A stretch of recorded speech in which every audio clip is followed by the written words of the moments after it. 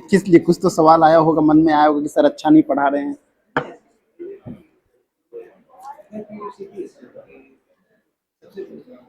चलिए कोई नहीं, मैंने आज तक जीवन में हर एग्जाम निकाला है, बस एक यूपीएससी हो गया just because of age factor, काफी लेट से आया था, 28.5 ईयर्स में आया था। ठीक है, ओके। सो हम लोग डिस्कस करते हैं लिम्फेटिक सिस्टम के बारे में, ठीक है ना। सो समझेंगे थोड़ा सा बेसिक लिम्फेटिक सिस्टम क्या होता है, ठीक है ना। सो फॉर एग्जाम्पल, इसको पहले कंप्लीट कर लेते हैं, इस प्रोसेस को कंप्लीट कर लेते हैं। तो हमने देखा monosaccharides and amino acid they will B absorb into the blood, okay, and fatty acids and glycerol जो है वो आपका ब्लड में डायरेक्टली उसका एंट्री नहीं होता है। सबसे पहले it will absorb into the lymphatic system and through lymphatic system क्या होगा, they will be added into the blood stream, ठीक है, ओके। नाउ ये एब्जॉर्प्शन के बाद जो है, एब्जॉर्प्शन के बाद ये कहां जाएंगे, आपके सेल में चले जाएंगे। This is what your cell, और सेल में यहां इस फॉर्म में एनर्जी स्टोर हो जाते हैं। This is called your C6H12O6, ठीक है ना। Ultimately why we take food, हम फूड क्यों लेते हैं, फूड क्यों लेते हैं, एनर्जी के लिए लेते हैं ना। अगर आप खाना नहीं खाइएगा तो आपको लगता है कि कोई आप एक्टिविटीज कर सकते हैं। जो एथलेटिक की बात करेंगे, जो एथलेटिक्स होते हैं उनका डाइट आपने देखा है किस प्रकार से होता है। जिस प्रकार से हम खाना खाते हैं वो अगर खाना खाना शुरू कर देंगे तो रनिंग विद 100 मीटर की रनिंग में कॉम्पिटिट नहीं कर पाएंगे। उनकी डाइट अलग ही होती है, ठीक है ना, उनका स्टेमिना अलग ही होता है, ठीक है। सो अल्टीमेटली हम फूड क्यों लेते हैं कि हमें एनर्जी मिल सके। लेकिन प्रॉब्लम क्या है, फूड के अंदर कार्बोहाइड्रेट, फैट्स एंड प्रोटीन्स होता है जो कि काफी बल्की होता है, ठीक है ना, और कॉम्प्लेक्स मॉलिक्यूल्स होता है, उसका ब्रेकडाउन करना होता है। उसका क्या होता है, ब्रेकडाउन, उस प्रोसेस को डाइजेशन कहते हैं। ब्रेकडाउन के अनुसार वो मोनोसेक्राइड्स एंड एमिनो एसिड्स में कन्वर्ट होता है। मोनोसेक्राइड्स मतलब अब वो ब्लड स्ट्रीम में एंटर हो सकता है। जब ब्लड में एंटर करेगा तो कहां जाएगा, अपना सेल में जाके एब्जॉर्ब हो जाएगा, ठीक है। अब उसके बाद हम देखेंगे माइटोकॉन्ड्रिया।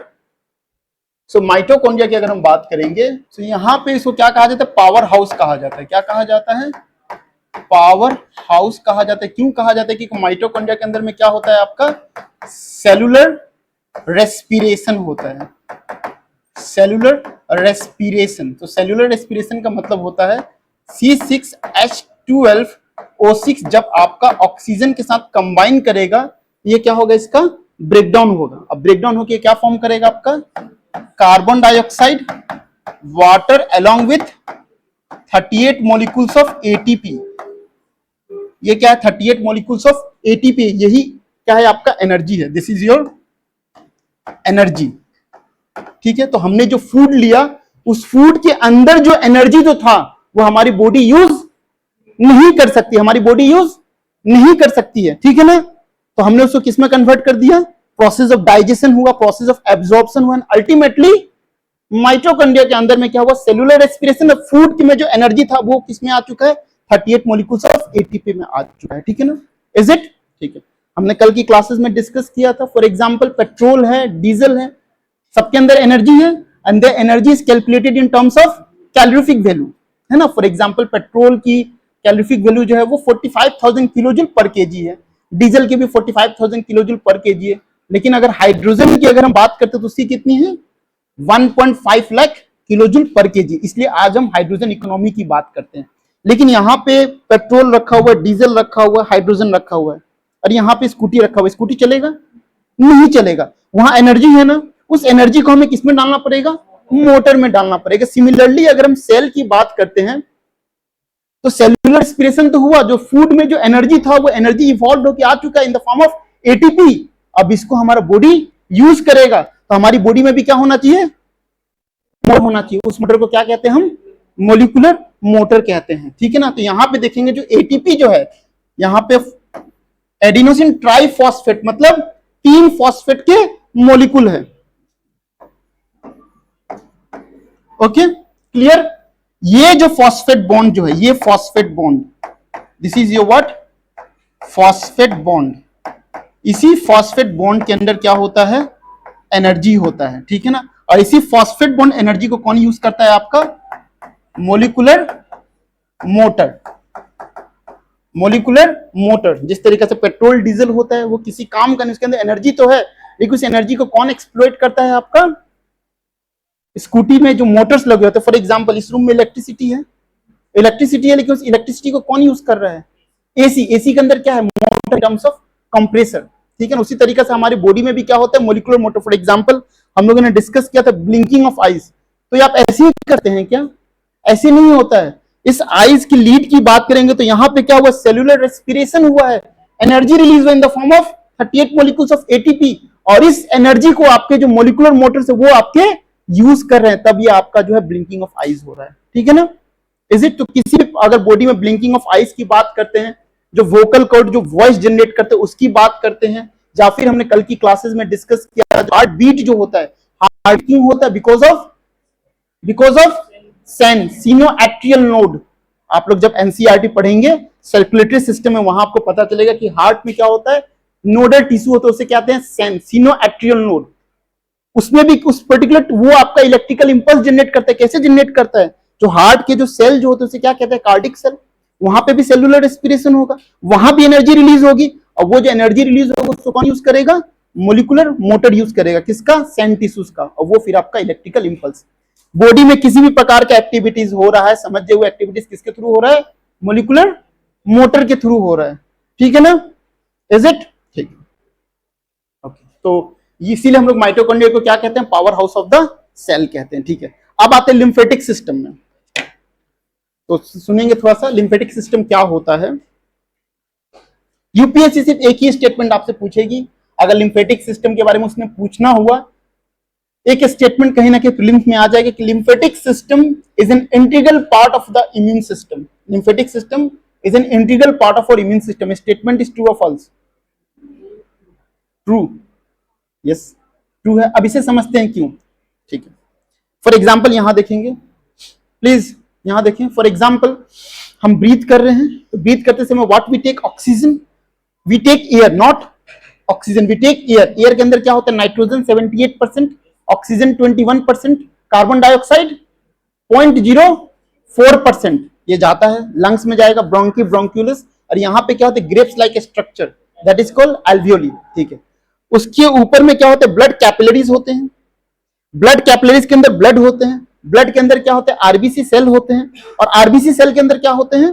हेमोग्लोबिन होता है ना। आपको पता होगा कि आरबीसी सेल्स के अंदर न्यूक्लियस नहीं होता है। आरबीसी सेल के अंदर न्यूक्लियस नहीं होता है, क्योंकि आरबीसी सेल के अंदर न्यूक्लियस रहेगा तो 30 to 40% स्पेस तो न्यूक्लियस ही ले लेगा आपका। इसलिए नेचर ने क्या किया है? आरबीसी सेल्स के अंदर न्यूक्लियस नहीं होता, उसके अंदर क्या होता है? आपका haemoglobin. And this particular haemoglobin it is having strong binding affinity with the oxygen. तो ऑक्सीजन क्या होगा? It will diffuse in, it is going to mix with the haemoglobin, ताकि वो किस फॉर्म में कन्वर्ट हो जाएगा? Oxy haemoglobin. And now in the form of oxyhemoglobin it is being transported to the cell for the purpose of carrying out cellular respiration। अब देखिए यहाँ पे क्या होता है प्लीज, जैसे ये सेल है, ये सभी क्या है? सेल्स है। For the sake of simplicity समझिए, ये सब क्या है? आपके सेल्स है। ये सभी क्या है? आपके सेल्स है, ठीक है ना। सेल्स के अंदर में क्या है? C6H12O6, उसको क्या चाहिए? ऑक्सीजन चाहिए। तो जब आपका ओर्टा के थ्रू ब्लड कैपिलरी से क्या होता है? आपका ऑक्सीजन निकलता है। ऑक्सीजन किस में जाएगा? सेल के अंदर जाएगा। लेकिन सिर्फ ऑक्सीजन नहीं निकलता है, वहां पे क्या क्या चीजें रिलीज होंगी? ऑक्सीजन होगा, उसके बाद ग्लूकोज होगा, हार्मोन होगा, प्रोटीन होगा, अमीनो एसिड्स होंगे, एंटीबॉडीज होंगे। ये सारी चीजें वो रिलीज करता है, ठीक है ना। अब यहां देखेंगे प्लीज, ये सेल्स हैं, ठीक है ना। इस सेल के अंदर में जो सेल जो है वो एक फ्लूइड के अंदर में होता है, उस फ्लूइड को हम लोग कहते हैं एक्स्ट्रा सेलुलर फ्लूइड। जो सेल्स के बाहर जो फ्लूइड जो उसे क्या कहते हैं हम लोग? एक्स्ट्रा सेलुलर फ्लूइड, ठीक है ना। जो जैसे फॉर एग्जांपल ये सारे सेल्स है, ये सेल्स कहां है? फ्लूइड के अंदर में। उस फ्लूइड को क्या कहते हैं हम लोग? Extra cellular fluid. Technical language में उसे क्या कहते हैं हम लोग? इंटरस्टिशियल फ्लूइड कहते हैं, ठीक है ना। ओके, अब ये फ्लूइड जो है यहां पे कैपिलरीज होते हैं, लिम्फ कैपिलरीज। जब ये इंटरस्टिशियल फ्लूइड जो है जब आपकी ये कैपिलरीज में एंटर कर जाएगा तो उसे क्या कहेंगे हम? लिम्फ कहेंगे। क्या कहेंगे? लिम्फ। तो लिम्फ जो बना है किससे बना है? जो आपके ब्लड से जो रिलीज होता है, उसमें प्रोटीन होते हैं, अमीनो एसिड्स होते हैं, हार्मोन होते हैं, ग्लूकोज होते हैं, ठीक है ना, एंटीबॉडीज होते हैं। ये किसमें एंटर करेगा? लिम्फ कैपिलरीज में। लिम्फ कैपिलरीज, बहुत सारे लिम्फ कैपिलरीज जुड़ते हैं तो क्या फॉर्म करेंगे? Lymph vessel. और ये लिम्फेटिक वेसल्स जो है कहां कनेक्टेड होते हैं, ब्लड वेसल्स में कनेक्ट हो जाते हैं, एकदम सिंपल सा, ठीक है ना।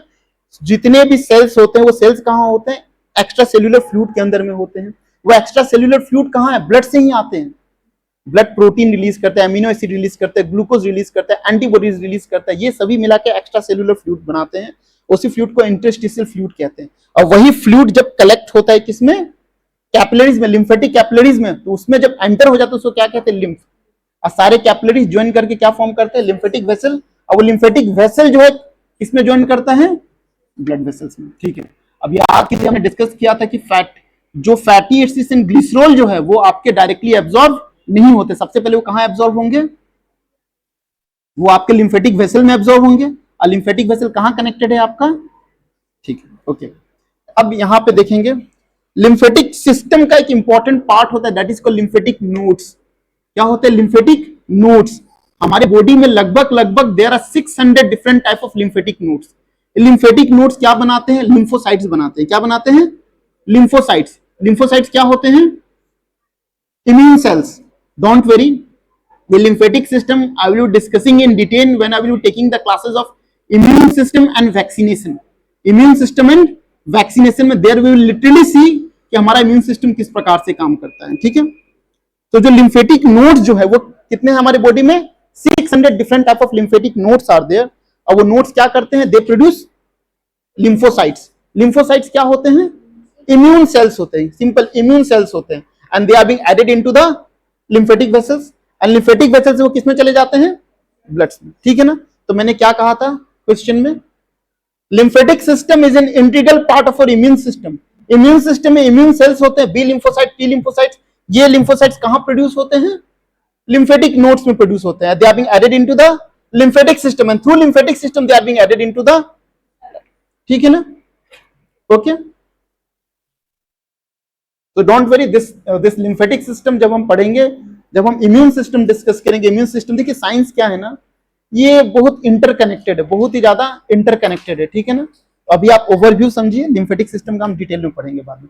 अभी तो सबको समझ में आ गया, जो सेल्स के बीच में जो लिक्विड होता है that is called the extracellular fluid, interstitial fluid, when they are being collected into the lymphatic capillaries they become the lymph। those capillaries they will be connected to form lymphatic vessels, and those lymphatic vessels they are being directly connected to the blood vessels, ठीक है ना। In the lymphatic system we have 600 different type of lymphatic nodes। now what is the responsibility of lymphatic nodes, they are responsible for generating lymphocytes that are being added into the lymphatic vessels, and through lymphatic vessels they are being directly added into the blood stream। nodes की इसकी जरूरत नहीं है, okay। now we'll study central dogma of molecular biology। central, write it down, central dogma of molecular biology। central dogma of molecular biology। central dogma of molecular biology, ठीक। Lymphatic system हम immune system में study करेंगे, वहां पे in detail हम वहां discuss करेंगे, इसलिए मैंने नोट्स आप लोग को अभी नहीं प्रोवाइड किया है। Central dogma of molecular biology, central dogma of molecular biology, okay. Central dogma of molecular biology. So in central dogma of molecular biology हम जो जीन्स, जो हमारे बॉडी में जीन्स जो है वो कहां से आते हैं, कहां से आते हैं, कहां से आते हैं, उसका सोर्स क्या है, पेरेंट्स हैं, है ना। हमारे बॉडी में जो जीन्स आ रहे हैं उसका सोर्स क्या है, पेरेंट्स है। 50% of the genetic information father side से आएंगे and 50% of the genetic information कहां से आएंगे, मदर साइड से आएंगे, जीन। अब वो जीन जो है अपने आप को क्या करता है, एक्सप्रेस करता है। जीन क्या करता है, अपने आप को एक्सप्रेस करता है, और वो किसमें बनाता है अपने आप को, प्रोटीन में। जैसे फॉर एग्जाम्पल 4 साल 5 साल का बच्चा है तो उसकी आंखों को देख के क्या कहते हैं, इसकी आंखें जो इसकी मम्मी पे गई है, तो जीन कहां से आया था, उसकी मम्मी की साइड से था। वो जीन अपने आप को एक्सप्रेस किया इन the form of eyes. Eyes क्या एक तरह का प्रोटीन है, आइज के जो डिफरेंट कंपोनेंट्स है, सभी कंपोनेंट्स क्या है, प्रोटीन है। तो central dogma of molecular biology में हम स्टडी करते हैं कि how a particular gene will express into the respective protein. तो central dogma of molecular biology में भी स्टडी यहां पे क्या, how a respective gene, how a particular gene will express itself in the form of protein, in the form of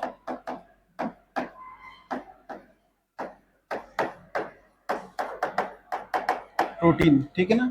किस प्रकार से एक जीन जो है it is going to express itself in the form of protein. But before we start this central dogma of molecular biology, हम पहले we will try to understand the process of sexual fertilisation, ठीक है ना।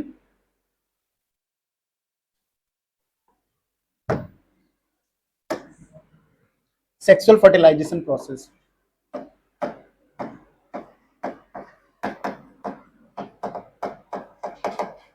Sexual fertilisation, okay. अगर हम human cell की अगर हम बात करते हैं, what is the number of chromosomes in human cell? 23 pairs of chromosomes. अगर ह्यूमन सेल की अगर हम बात करते हैं तो 23 पेयर्स ऑफ क्रोमोसोम्स होते हैं। क्रोमोसोम्स के अंदर क्या होते हैं? डीएनए होते हैं। डीएनए के अंदर में क्या होते हैं? जीन होते हैं, ठीक है ना। इन डिटेल जो सारी चीजें हैं we will study in biotechnology. अभी हमारा बेसिक ही चल रहा है। बायोटेक्नोलॉजी में इतना बायोलॉजी पढ़ेंगे और इतनी सारी जेनेटिक इंजीनियरिंग टेक्निक पढ़ेंगे, बहुत सारे जेनेटिक इंजीनियरिंग टेक्निक है। अभी जस्ट हम समझना चाहते हैं कि process of transcription and translation क्या है, ठीक है। तो एक ह्यूमन सेल की अगर हम बात करेंगे, this is your human cell. Human cell की अगर हम बात करें, this is the nucleus and here we have how much? 23 pairs of 23 pairs of chromosomes. Chromosomes के अंदर क्या होता है? डीएनए। डीएनए के अंदर क्या होता है? जीन, ओके, ठीक है। तो सेक्सुअल फर्टिलाइजेशन प्रोसेस में फादर है, फादर क्या रिलीज करेंगे? Sperm, okay. Now what will be the number of chromosome in sperm? Sperm के अंदर में कितने नंबर ऑफ क्रोमोसोम्स होंगे? 23, half the number of chromosomes. एक सेल की अगर हम बात करेंगे, एक सेल के अंदर what is the number of chromosomes? 23 pairs of chromosomes. लेकिन अगर हम गैमेट्स की बात करेंगे, स्पर्म हो गया, एग हो गया, वहां पे क्या होगा? हाफ होते हैं, तो कितने हो जाएंगे? 23 नंबर हो जाएंगे, ठीक है ना। तो ये स्पर्म है, दिस इज ए स्पर्म। यहां पे दिस इज व्हाट? न्यूक्लियस। इस न्यूक्लियस के अंदर में we have only 23 number of chromosomes, okay, and here we have mitochondria. This is what? This is your mitochondria.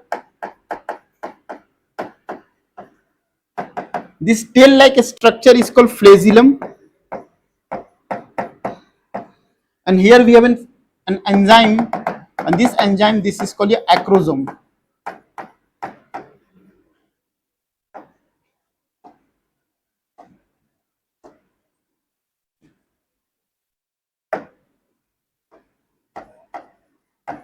Okay, this is the structure of sperm. तो sperm में क्या होता है? Half the number of chromosomes, 23 numbers of chromosomes, okay.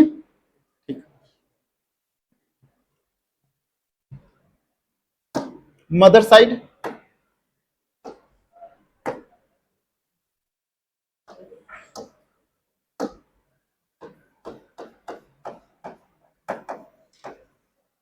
so here you can see this is what? Egg cell.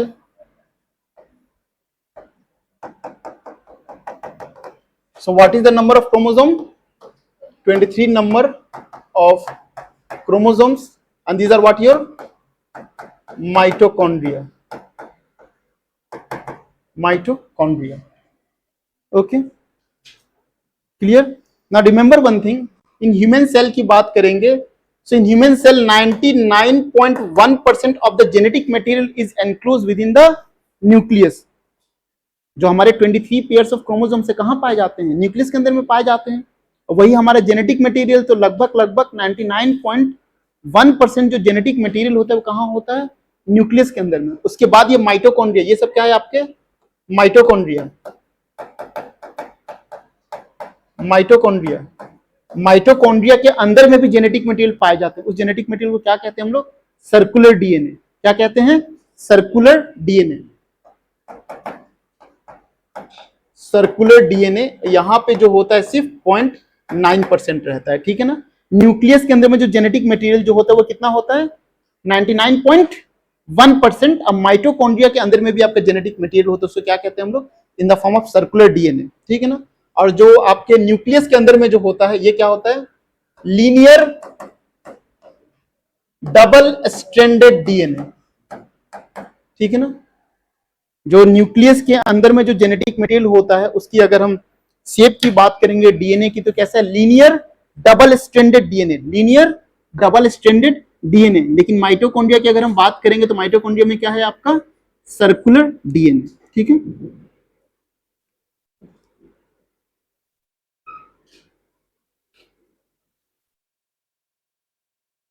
Okay, ठीक है।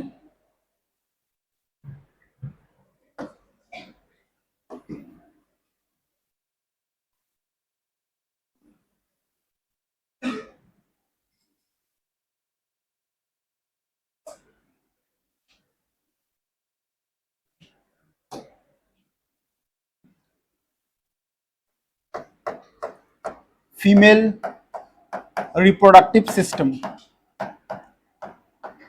Female reproductive system, okay.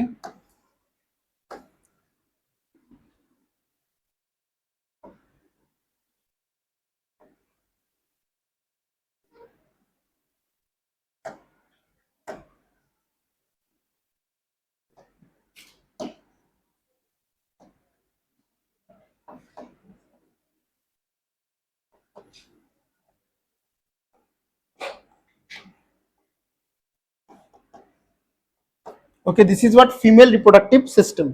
This is your ovary, ovary, and ये इसे क्या कहते हैं हम लोग, fallopian tubes. Okay, this is what, uterus. Okay, now fertilization कहाँ होगा, fertilization means a sperm it has to fuse with the egg. fertilization कहाँ होता है, fallopian tubes में होता है, ठीक है ना। तो through sexual intercourse these are the sperms that is being released, and this जो ovary जो होता है every month it's going to release one of the egg. Now this sperm it has to travel this distance and ultimately after that sperm क्या करेगा, it has to fuse with the egg in the fallopian tubes. तो sperm को तो काफी ज्यादा मेहनत करना है, then it requires a sperm को, suppose when you talk about the sperm it has to travel long distance, so obviously it will be requiring energy. वो एनर्जी कहां से आएगा, माइटोकॉन्ड्रिया से आएगा, ठीक है। तो यहां पे देखेंगे, now this is the mitochondria, it releases energy, it generates energy, it generates energy in the form of ATP. ATP, is it okay? And this particular energy it will be utilized by the sperm. तो energy को कैसे utilise करेगा, with help of molecular motor, ठीक है ना। तो यहाँ पे क्या होते हैं, बहुत सारे मोलिकुलर मोटर होते हैं, बहुत सारे आपके मोलिकुलर मोटर होते हैं। These are your what, molecular motors, ठीक है ना, मोलिकुलर मोटर्स। सो स्पर्म की बात करेंगे तो स्पर्म में जो माइटोकॉन्ड्रिया जो होता है, it releases energy in the form of ATP. Now those energy it will be utilised by the molecular motors, and molecular motor जो है it will be taking the sperm, ठीक है ना, इज इट। लेकिन ये बहुत फ्यूचरिस्टिक कंसेप्ट है, doctor के पास जाके कोई ये ना कहे कि स्पर्म काउंट कम हो चुका, फर्टिलिटी कम हो चुका, please check this that molecular motor, ठीक है ना।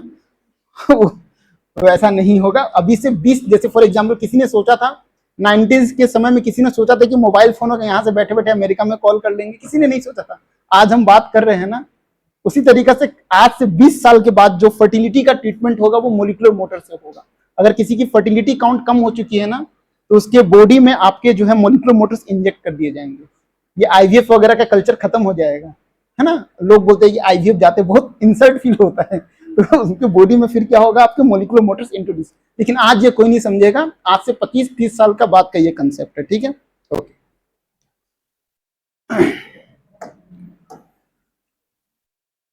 ओके, सो नाउ यहाँ पे now this is the fallopian tubes, this is what, fallopian tubes.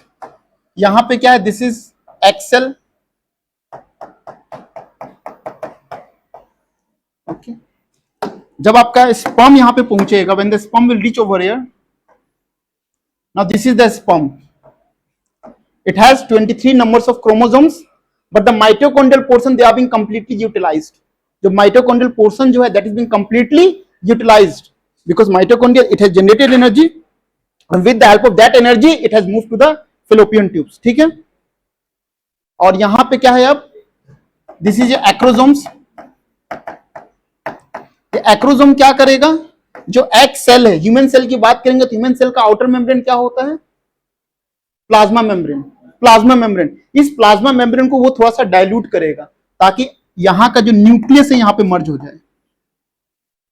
Okay, तो this is called sexual fertilisation. Sexual fertilisation में क्या होता है, only the nucleus from the sperm, only the nucleus from the sperm will merge into the egg cell. Now it's become fertilised egg. इसे क्या कहते हैं हम, फर्टिलाइज्ड एग कहते हैं। In fertilized egg you can see mitochondrial DNA, it comes from entirely from the mother side। हमारे cell के अंदर में जो माइटोकॉन्ड्रियल डीएनए जो होता है it is coming from the mother side, because father का mitochondrial portion it has been completely utilised, ठीक है ना। So it's a mitochondrial DNA, mitochondrial DNA ये कहां से आता है, एंटायरली फ्रॉम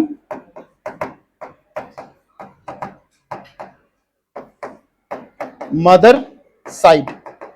ओके, एंड यहां पे क्या था, now here this is called the fertilised egg and this particular fertilised egg is called zygote. इसे क्या कहते हैं हम लोग, zygote. Okay, so here you can C 23 numbers of chromosomes from the father side has merged with the 23 number of chromosomes from the mother side। Now what is the number of chromosomes over here, 23 pairs of chromosomes, ठीक है ना। 23 here we have now 23 pairs of chromosomes, ठीक है ना। Okay, अब father and mother side से only क्या था, स्पर्म था एंड एग था, and after sexual fertilisation process what is being formed, zygote. अब इस जाइगोट में देख रहे हैं कि now it has 23 pairs of chromosomes, ठीक है। यहां पे जीन्स होंगे, यहां पे जीन्स होंगे। फॉर एग्जांपल एक लड़का है तो लड़के में फादर का हाइट आ गया है ना, फादर का फेस आ गया, है कि नहीं, इज इट। लड़के में जनरली क्या होता है आपका, जनरली फादर के साइड आते हैं, फीमेल में जनरली, है ना, जनरली मान के चला, ऐसा जरूरी नहीं है। तो ये जो आपका जीन जो आया है अल्टीमेटली फॉर एग्जांपल मम्मी के साइड से आया कि बच्ची जो होंगी उसका आंखें जो होगी माँ, मतलब माँ जैसे दिखेंगी, ठीक है ना। तो वो तो जीन में है ना, लेकिन धीरे धीरे आइज बनेगा और आइज किसके जैसा दिखेगा, मम्मी के साइड से। तो अल्टीमेटली जीन जो it will express itself in the form of protein. उसे हम कहाँ स्टडी करते हैं, central dogma of molecular biology. तो यहां से हम central dogma of molecular biology study करेंगे। यहां is it okay for everyone, वो हम लोग पढ़ेंगे जब हम रिप्रोडक्टिव टेक्नोलॉजीज पढ़ेंगे, बायोटेक्नोलॉजीज में, 3 parent baby and all those things, तो देयर विल स्टडी।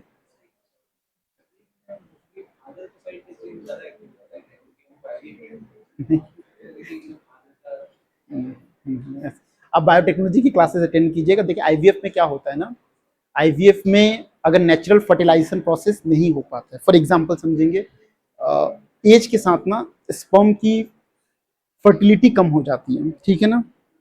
स्पर्म उतना ज्यादा डिस्टेंस ट्रेवल नहीं कर पाता है ताकि फेलोपियन ट्यूब्स में जाके वो फ्यूज कर सके। तो आईवीएफ में with the help of IVF में आपका एक्सेल भी रख दिया जाता है, स्पर्म भी रख दिया जाता है, लेकिन वहां पे सिलेक्टेड स्पर्म्स होते हैं जो काफी हेल्दी होते हैं, ठीक है ना।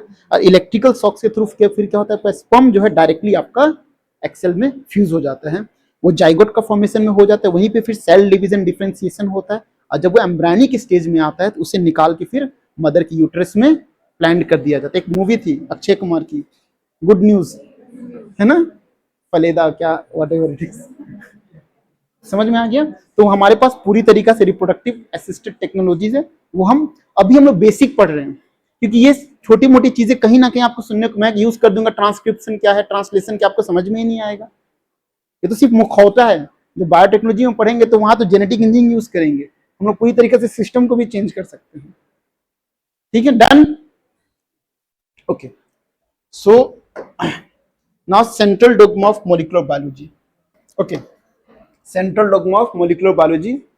So consider, please, this is very much important, 3 question पूछे जा चुके हैं, what is transcription, translation and transcriptome. ठीक है, यहाँ पे वीडियो रन करता है आपका। ठीक, so consider now this is our cell, this is what cell, this is our nucleus. In the nucleus what we have, 23 pairs of chromosomes, is it? इसमें क्या होगा, we are having DNA, clear? So in the nucleus we have this DNA.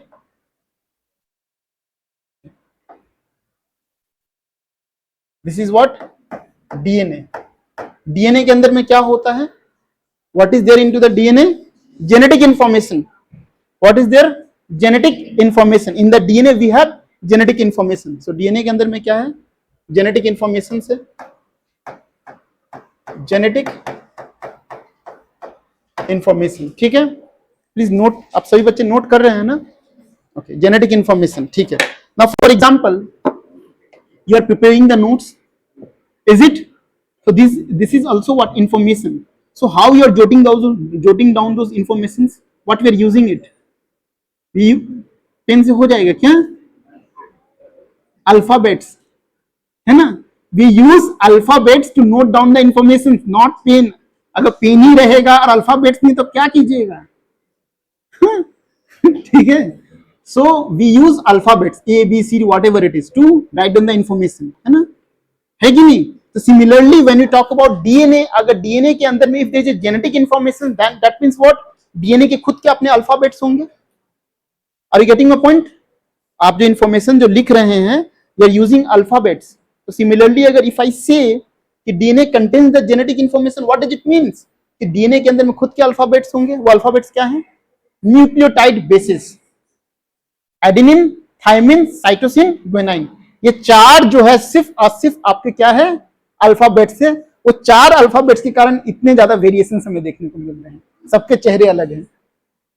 ठीक है, तो यहाँ पे क्या है, जेनेटिक इंफॉर्मेशन। तो यहाँ पे क्या होंगे, अल्फाबेट जो यूज होता है उसे हम लोग कहते हैं न्यूक्लियोटाइड बेसिस।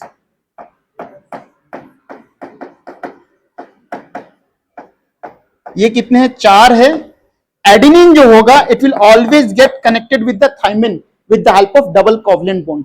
एडेनिन हमेशा किसके साथ कनेक्टेड होगा, थायमिन के साथ। थायमिन किसके साथ कनेक्टेड होगा, ठीक है ना। साइटोसिन ये किसके साथ कनेक्टेड होगा, ग्वानिन के साथ। This is in the case of DNA, लेकिन वही जब आरएनए हो जाएगा तो thymine it will get replaced with uracil. Okay, तो दिस इज द 5 अल्फाबेट, ठीक है ना, adenine, thymine, cytosine, guanine. This is the 5 alphabet. You are writing the information with the help of 26 letters of alphabets. Similarly, when you talk about the DNA, DNA के अंदर में genetic informations है, तो they use their own alphabets. That is your A, T, C and G. Okay. मेरी जो biotechnology की classes है वहां पे इन डिटेल आपको सभी चीजें देखने को मिलेंगी, पीपीटीज के थ्रू और इन सभी के थ्रू। ये हम लोग बेसिक स्टडी कर रहे हैं। बिना आप क्लासेस स्टार्ट किए आपको ट्रांसक्रिप्शन, ट्रांसलेशन पता नहीं है तो it's become very difficult. It's become very difficult. Vaccine की बात करेंगे तो there we have to see the process of translations. ठीक है, चलिए। So ये जीन है, जीन के अंदर में क्या है, जेनेटिक इंफॉर्मेशन है। Is it okay? So the unit of genetic information is gene. एक यूनिट जो होता है जेनेटिक इंफॉर्मेशन को से क्या कहते हैं हम, जीन। जीन को क्या कहा जाता है, hereditary unit of life. Hereditary unit of life, ठीक है ना। तो यहाँ पे एक जीन होगा, कंसीडर कीजिए। फॉर एग्जाम्पल यहाँ पे डीएनए है, genetic information. So adenine it will get connected with the thymine, thymine it get connected with the adenine, cytosine it will get connected with guanine, guanine, cytosine, thymine, adenine, thymine, adenine, adenine, thymine, cytosine, guanine, guanine, cytosine and dot dot dot। ठीक है, DNA है, DNA में genetic information है ना। लेकिन आप जब कोई ऐसे राइटिंग करते हैं तो ऐसा आप ऐसे राइटिंग कीजिएगा तो एक स्टेटमेंट रखिएगा ना। एक ऐसे राइटिंग में कितने स्टेटमेंट होंगे,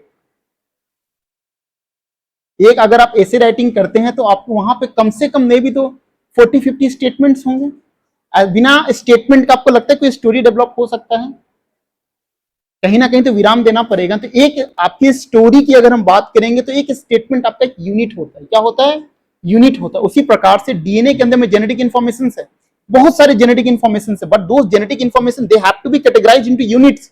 into what? यूनिट्स, है ना? दिस इज ए क्लासरूम, ये क्या है? क्लासरूम है। ये क्लासरूम कंसीडर कर लीजिए, it's a what? Genetic information embedded into the DNA, उसकी यूनिट्स है।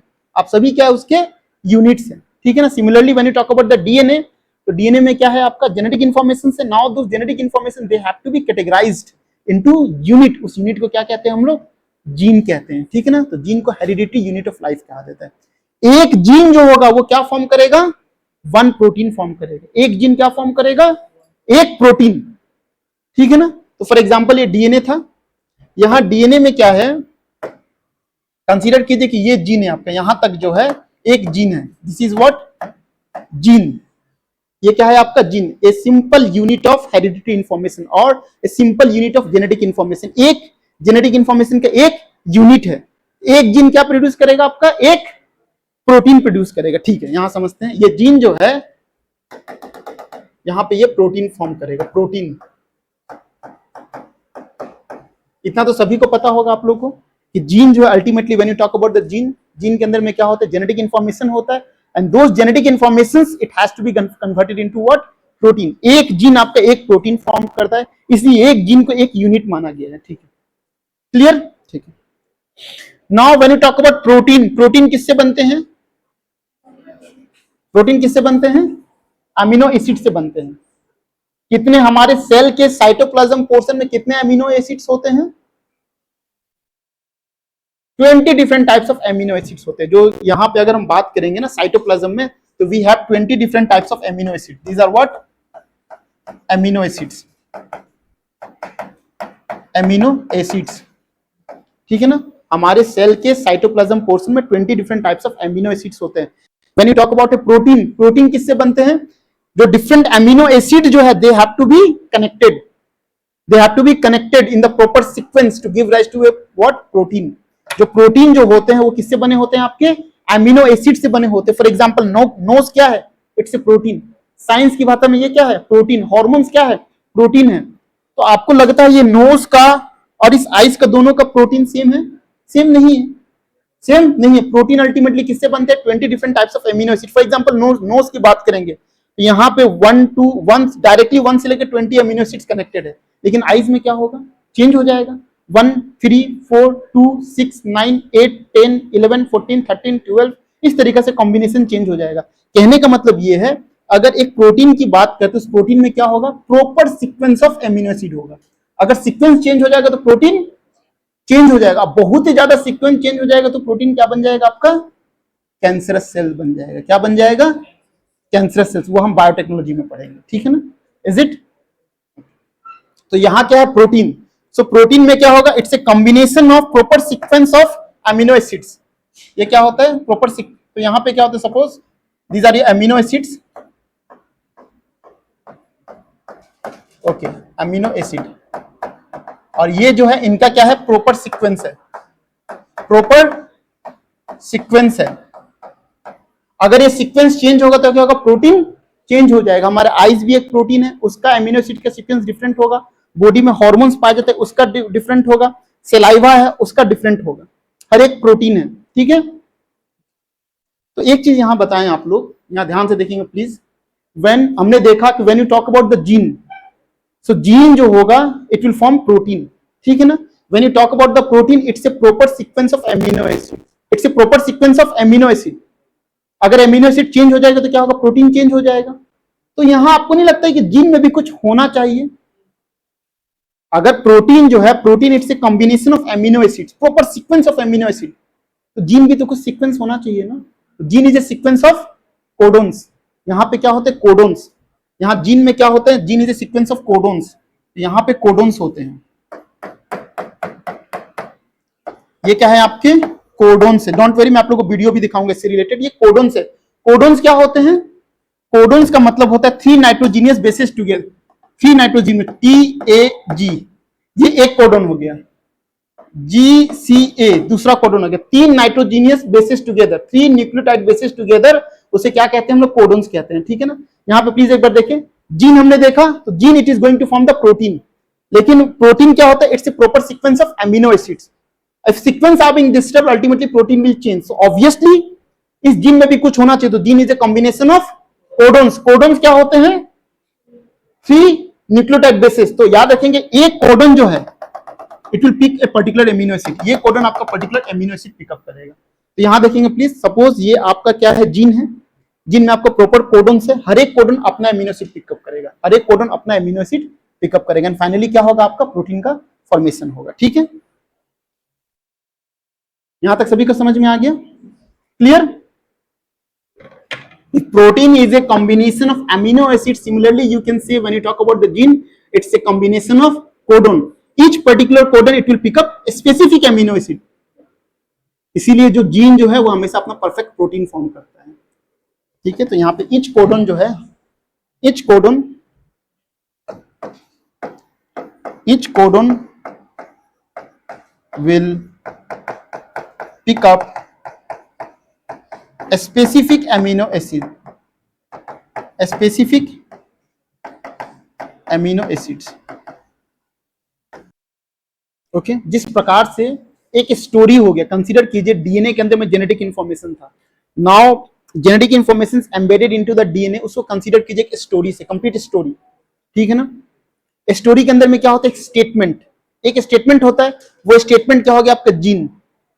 स्टेटमेंट के अंदर में क्या होता है, वर्ड्स, वर्ड्स क्या हो गए आपके, कोडोन्स, और वर्ड्स के अंदर क्या होते हैं, अल्फाबेट्स। तो हमारे यहाँ पे क्या है, न्यूक्लियोटाइड बेसिस। ठीक है ना, दिस इज क्लियर। अब हम लोग actually we will see the process. अभी हम लोग ने समझा कि जीन क्या है, how gene will get, how gene जो है it will form protein, protein is a what sequence of amino acid. Similarly we have seen gene is a combination of codons. Now we will exactly see what is the process of transcription and translation and how with particular gene it will express itself. ठीक है,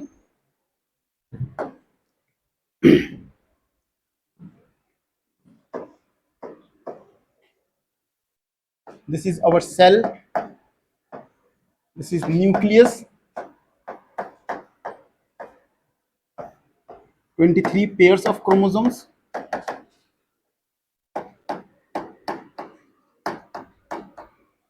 okay, will have DNA. So now this is the DNA.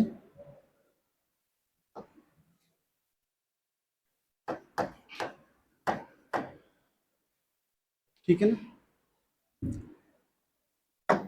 अभी जो हम process discuss कर रहे हैं, ठीक है ना, that particular process it will be taking place inside the nucleus. अभी जो प्रोसेस जो हम लोग डिस्कस कर रहे हैं, this particular process it is happening within the nucleus.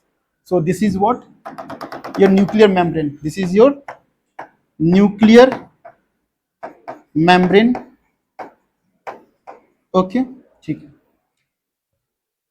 Here we have adenine, thymine, thymine, adenine, cytosine, guanine, guanine, cytosine, adenine, thymine, thymine, adenine, cytosine, guanine, guanine, cytosine, thymine, adenine। ठीक है ना, so what we have discussed, this is what gene, इसे क्या consider किया था हम लोगों ने, जीन किया था। ओके, नाउ हमारे न्यूक्लियस के अंदर में एक एंजाइम होता है, उस एंजाइम को कहते हैं हम लोग RNA polymerase enzyme. Inside the nucleus we have an enzyme, the name of the enzyme is what, RNA polymerase. So when the DNA it moves through this enzyme, ठीक है ना, what will happen, all the important genetic informations they will be removed from the DNA and they will be developed into the messenger RNA, they will be developed into what, messenger RNA। ठीक है ना, तो यहाँ पे क्या होता है, एक एंजाइम होता है, इस एंजाइम को हम लोग कहते हैं RNA polymerase enzyme, RNA polymerase enzyme. ये एंजाइम क्या करेगा, when this DNA it moves through this RNA polymerase enzyme, all the important genetic informations embedded over the DNA it will get converted into messenger RNA। इसी process को क्या कहते हैं हम लोग, ट्रांसक्रिप्शन कहते हैं। तो यहाँ पे क्या होगा, this messenger RNA will get developed, this is what, messenger RNA। so here thymine क्या हो जाएगा, adenine, thymine it will uracil, cytosine, guanine, we have discussed adenine it will get connected with the thymine, cytosine it will get connected with the guanine, in the case of RNA क्या हो जाएगा आपका, uracil हो जाएगा। तो यहाँ पे क्या है, thymine it will be uracil, adenine, guanine, cytosine, uracil, adenine, consider it। Okay, so this particular process is called your transcription. UPSC ने 2016 में it has asked the question कि what do you understand by transcription? उसका answer क्या था? Messenger RNA created from the DNA, messenger RNA created from the DNA inside the nucleus. ठीक है ना? तो हमने क्या देखा कि डीएनए जो न्यूक्लियस के अंदर में एंजाइम पाया जाता है उसे क्या कहा जाता है? RNA polymerase enzyme. when DNA moves through this, what will happen? All the important genetic informations, it will be removed and it will develop into what? Messenger RNA. This particular process is called your transcription. ठीक है ना? Okay. Now वैसे बहुत सारे आपके messenger RNA create होंगे because ultimately in the DNA lot of genes are there, so obviously what will happen, lots of messenger RNA will get created. ऐसे बहुत सारे मैसेंजर आरएनए क्रिएट होंगे। So the range of messenger RNA, range of messenger RNA created is called your transcriptome.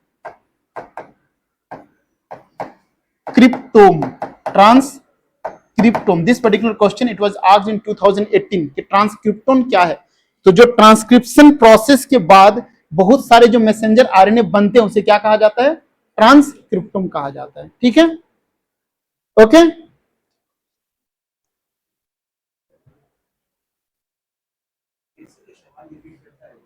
नहीं, सवाल repeat नहीं करते कभी नहीं। जो क्वेश्चन पूछ लिया गया वो पूछ लिया गया। स्टेट पीसीएस में बहुत रिपीट होते हैं। ठीक है, लेकिन कंसेप्ट तो पढ़ना पड़ेगा ना। जैसे फॉर एग्जांपल आप लोग साइट्स पे जाके देख लीजिएगा, अलग अलग साइट पे जाके देख लीजिएगा, जो इवन बायोटेक्नोलॉजी में भी आपका जो central dogma of molecular biology जो पढ़ाया गया वो सिंपल में पढ़ा दिया गया है। डीएनए है, it will get converted into messenger RNA inside the nucleus. This process is called transcription. A messenger RNA आपका प्रोटीन फॉर्म करता है and this process is called your translation. लेकिन अब के समय में उससे क्वेश्चंस नहीं सॉल्व होने वाले हैं।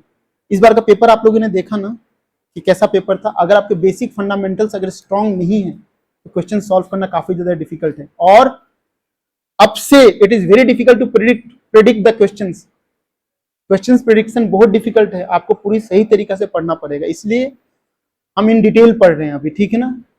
अभी हमने बायोटेक्नोलॉजी स्टार्ट नहीं किया फिर भी हम कितने ज्यादा बायोलॉजी पढ़ चुके हैं। क्यों? क्योंकि पेपर में देखिएगा 40% of the question they will be from the biology itself. और कहीं भी आप कहीं भी पढ़े, फॉर एग्जांपल नैनो टेक्नोलॉजी में स्टडी कर रहे हैं तो नैनो टेक्नोलॉजी में again we will be studying the concept of molecular motor, we will study the ribosomes, है ना? तो मतलब अगर हमारा बेसिक कंसेप्ट नहीं क्लियर होगा तो हम किस तरीके से पढ़ सकते हैं। इसीलिए पहली 2 क्लासेस होती हैं वहां पर मैं कोशिश करता हूं कि जो भी इंपॉर्टेंट कंसेप्ट जो है यूज होंगे एटलीस्ट आपको थोड़ा सा आइडिया होना चाहिए। बाकी हर एक चैप्टर में पढ़ेंगे तो जैसे for example immune system, immune cells के बारे में इतना स्टडी कीजिएगा आप लोग, लिम्फोसाइट्स के बारे में कितना आप लोग कहीं स्टडी करने को नहीं मिलेगा। इम्यून सिस्टम एंड वैक्सीनेशन ये सिर्फ मैं ही पढ़ाता हूँ आप लोग को। एक क्वेश्चन 2000 कोविड के बाद से पूछा जाता है और कोविड के पहले से वो आपका मैं पढ़ा रहा हूँ। ठीक है? रिवीजन करना आपकी रिस्पॉन्सिबिलिटी है, अगर आप लोग नहीं करते हैं तो भगवान मालिक। ठीक, यस। सो यहाँ पे हमने क्या देखा? प्रोसेस ऑफ ट्रांसक्रिप्शन में क्या है? This is the DNA, ultimately this particular DNA यहाँ से क्या होगा? Creation of messenger RNA and this particular process it will be carried out by an enzyme called RNA polymerase. इस प्रोसेस को क्या कहते हैं? ट्रांसक्रिप्शन। बहुत सारे मैसेंजर आरएनए फॉर्म हुए, उससे क्या कहेंगे? सबको ट्रांसक्रिप्टोन कहेंगे। ठीक है? सेल के अंदर में प्रोटीन कौन फॉर्म करता है? सेल के अंदर में who is responsible for the formation of protein? Ribosomes. ठीक है ना? Okay, so now this is what? Ribosome.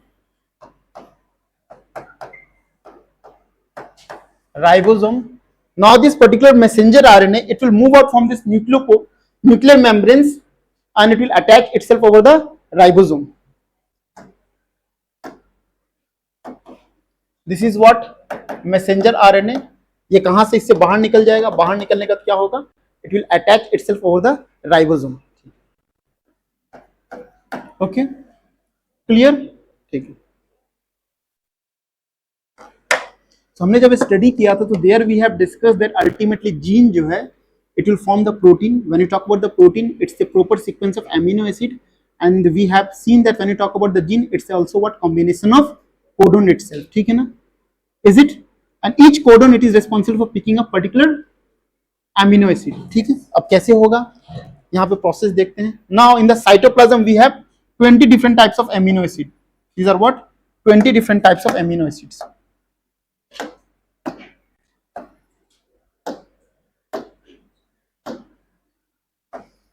This is your considered 20 different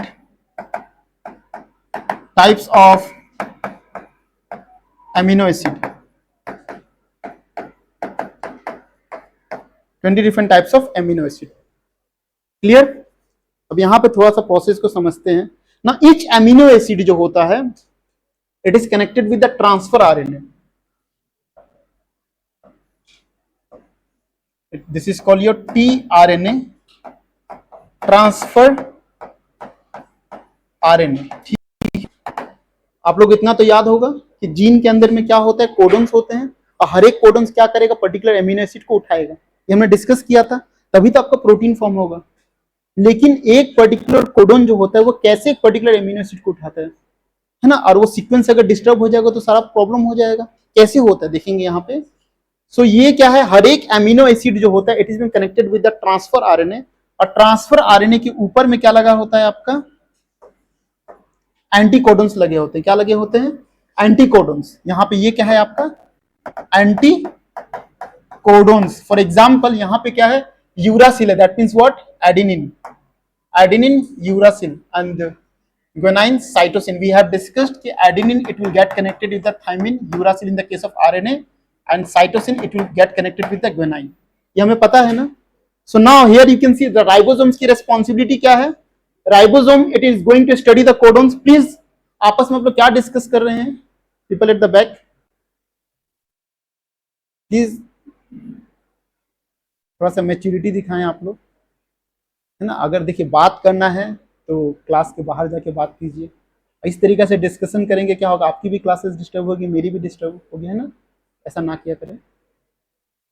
okay, यहाँ पे देखते हैं ये क्या है, राइबोसोम है. क्लियर. राइबोसोम्स के ऊपर में क्या अटैच है, मैसेंजर आरएनए. नाउ ये बेसिकली क्या, what is this particular portion, UAG. It's a codon. It's a what, codon. We have discussed कि जीन है, gene it comprises of codons. Codons क्या होता है, 3 न्यूक्लियोटाइड बेसिस टुगेदर, ये codon है. अब हमने क्या डिस्कस किया था कि this particular codon it is going to pick up a particular amino acid. Discuss किया था. ईच पर्टिकुलर कोडन जो होगा it will pick up a particular amino acid. कैसे, जो राइबोसोम जो है ये देखेगा कि what is the codon, what is the codon, और कोडन देखने के बाद it will search for its anticodon. इस सर्च करेगा इसका एंटीकोडन कहां पे. इसने सर्च किया कि ये एंटीकोडन है, एंटीकोडन है, और फिर कमांड देगा ट्रांसफर आरएनए को, आप जो है यहां पे आ जाइए. और ट्रांसफर आरएनए के साथ क्या कनेक्टेड है, अमीनो एसिड. समझ में आ गया. सो जो राइबोसोम जो है वो मैसेंजर आरएनए के ऊपर में जो कोडन जो है वो स्टडी करेगा. स्टडी करने के बाद वो किसको कमांड देगा, स्टडी करने का तो सर्च करेगा कि किसके पास, कौन से अमीनो एसिड के पास एंटीकोडन्स है, क्योंकि एडेनिन हमेशा थायमिन के साथ ही कनेक्टेड होगा, है ना. और जब उसको मिल जाएगा एंटीकोडन्स तो it will give the command to the transfer RNA. Transfer RNA क्या करेगा, एमिनो एसिड को लेके आ जाएगा. तो अब यहां पे राइबोसोम क्या करेगा, राइबोसोम जो है it will give command to this transfer RNA, will give command to transfer RNA. अब यहां पे देखेंगे वहां पे क्या है, यूएजी. ठीक है ना. राइबोसोम ने देखा कि this is the codon यूएजी. Now it will search for its एंटीकोडन. What is the एंटीकोडन, U. It will get connected with the adenine. Adenine it will get connected with uracil, and guanine it will get connected with the cytosine. Opposite base pair है, इसको मिल गया. This is the anticodon, so it will give command to the transfer RNA. अब यहाँ पे pickup होके आएगा. For example, here you can see this will get connected. Adenine, uracil, cytosine. This is the transfer RNA. This is what, amino acid. Clear? So when codons and anticodons they will combine, naturally they will be what, degraded. ये degrade हो जाएगा with the release of amino acid. So this particular portion it will get degraded. It will get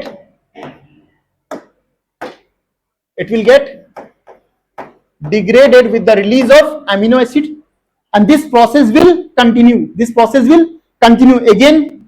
Next codon, ribosome will study this codon and search for its anticodons. अगर मिल रहा है तो it will give command to the transfer RNA. Transfer RNA, it is responsible for bringing those amino acid. So this process will continue. This process will continue.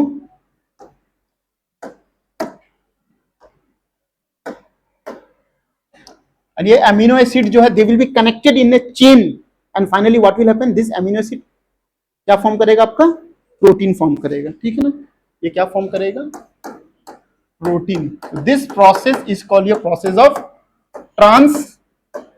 Translation. तो फिर वापस से देखेंगे, जो आपका मैसेंजर आरएनए जो था, it will attach itself over the ribosome. Ribosome क्या करेगा, it is going to study the codons, the unit of gene, and codons का स्टडी करने के बाद it will search for the anticodons. अगर एंटीकोडोन्स मिल रहा है तो it will give command to the transfer RNA. तो ट्रांसफर आरएनए एंटीकोडोन्स को लेके आएगा, बट ट्रांसफर आरएनए के साथ क्या connected, amino acid. So codons and anticodons, they will combine with the release of amino acid. This process will continue unless and until सारे आपके codons are being studied. And finally क्या होगा, जितने भी amino acids जो है, they will be connected with the help of polypeptide chain, and they will be converted into what, protein. इस process को क्या कहते हैं हम, translation. ठीक है ना, अब समझ में आ गया. जीन जो है, it will responsible for the development of protein. Protein, it's a proper sequence of amino acids. Similarly, we have seen gene, it's a proper sequence of codons. Each codon क्या करेगा, they will pick up a particular amino acid. Okay? अगर simple आप पढ़ना चाहते हैं तो simply like this is your DNA. DNA के अंदर क्या है, genetic information. Now the DNA, it will get converted into messenger RNA. Okay, and this is be done with the help of an enzyme. The name of the enzyme is what, RNA polymerase enzyme, and this particular process is called a process of transcription. Now this messenger RNA, it will form protein. And this protein is being formed with the help of ribosomes. And इस process को क्या कहते हैं, process of translation. Process of translation.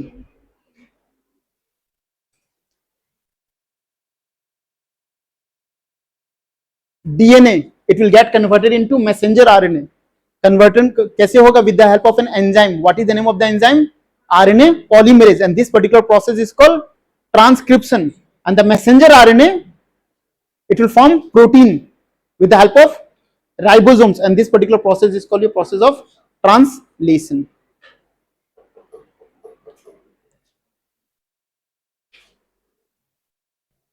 For example, genetic information of hair. Genetic information of hair. Okay, जो after sexual fertilization, जो zygote का जो formation जो होता है, in the zygotic formation obviously वहां पे जीन होता है, and that gene is carrying the genetic information of hair. तो हेयर का फॉर्मेशन होता है बच्चा में ना, तो it will undergo the process of transcription and translation. तो यहाँ पे क्या होगा, it will undergo the process of transcription and translation, and finally it will form what, protein. ठीक है ना, यहाँ पे कौन सा प्रोटीन फॉर्म होता है फॉर हेयर, हेयर के लिए कौन सा, alpha keratin. Okay, alpha keratin.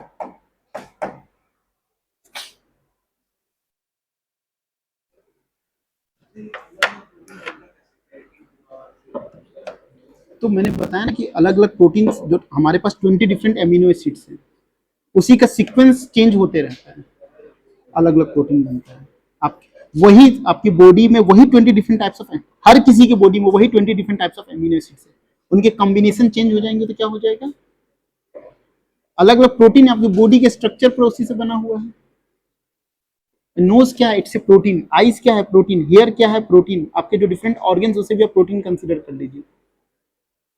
ठीक है, हमारे बॉडी में लगभग लगभग जो है 20,800 जीन्स पाए जाते हैं। कितने? 20,800 डिफरेंट टाइप ऑफ जीन्स पाए जाते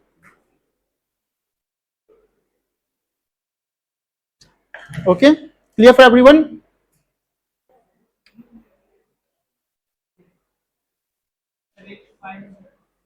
यहाँ प्रोसेस को देखिए, sound is not working, the similar thing is happening over there. Now this is what, this is the cell, okay, this is what, this is the nucleus. Inside the nucleus we have what? Chromosomes.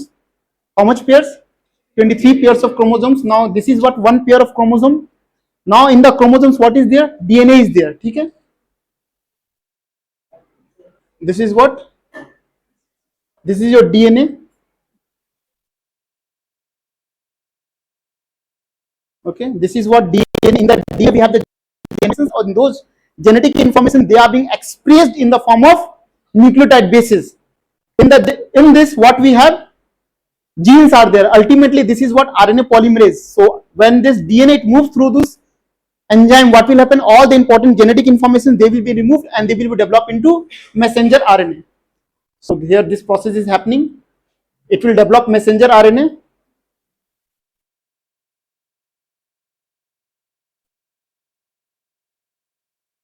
Okay, this is what the messenger RNA that is being developed, and this complete process it is taking place inside the nucleus. This is the messenger RNA. Now all the unnecessary information they will be removed.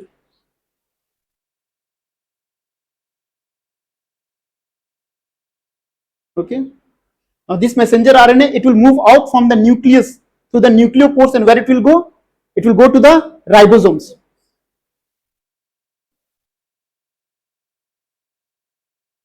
Now this is what? Ribosomes. Now ribosomes what it will do? It is going to study the codons present over there. It will search for the anticodons and give the command to the transfer RNA containing those anticodons. So this is what? Amino acid, it is being connected with the transfer RNA. These are your anticodons. Okay,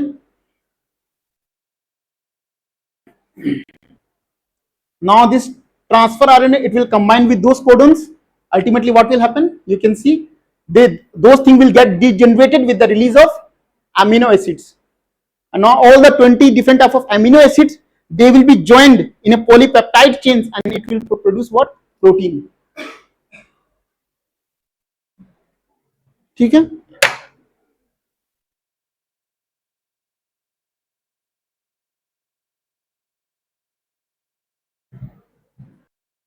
clear? We have studied central dogma of molecular biology. अब आपको पता चल गया what is transcription, what is translation, and what is the complete process of formation of protein. समझ में आ गया सभी लोग को?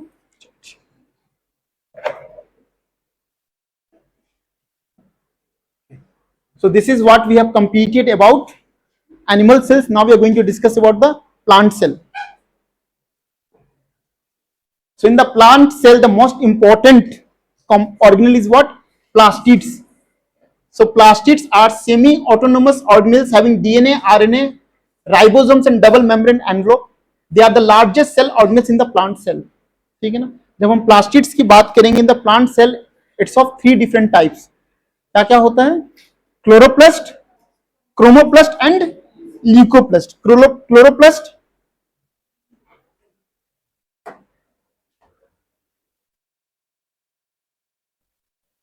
chloroplast. So chloroplast, the name itself indicates that it will be having what? Chlorophyll. It will be having chlorophyll. Now what is the responsibility of chlorophyll? It's the green pigment present inside the leaf. And what is the responsibility? Absorption of sunlight. So when you talk about the chloroplast, it is responsible for carrying out photosynthesis process. Okay, and photosynthesis में क्या होता है? Starch is being produced. So chloroplast contains chlorophyll, green pigment that absorbs sunlight in photosynthesis, produces and store what? Glucose or starch. The starch is being produced. C6H12O6. Now the next name is what? Chromoplast. ठीक है, chloroplast सभी को समझ में आ गया. Now what is the responsibility of chromoplast? The different colors of flowers. आपने देखा होगा फूल के जो different colors जो होते हैं, the different colours of the flowers is because of chromoplast. ठीक है, first point. Second point is what, if I से कि chromoplast is responsible for the biodiversity of different species of plants. Am I correct? If I say कि chromoplast जो है वही responsible है the different biodiversity of plant, तो different species of plant आपको देखने को मिलते हैं it because of chromoplast. Am I correct? Why? समझ पा रहे हैं आप लोग? अगर हम क्रोमोप्लास्ट की अगर हम बात करते हैं, it is responsible for the biodiversity of plants.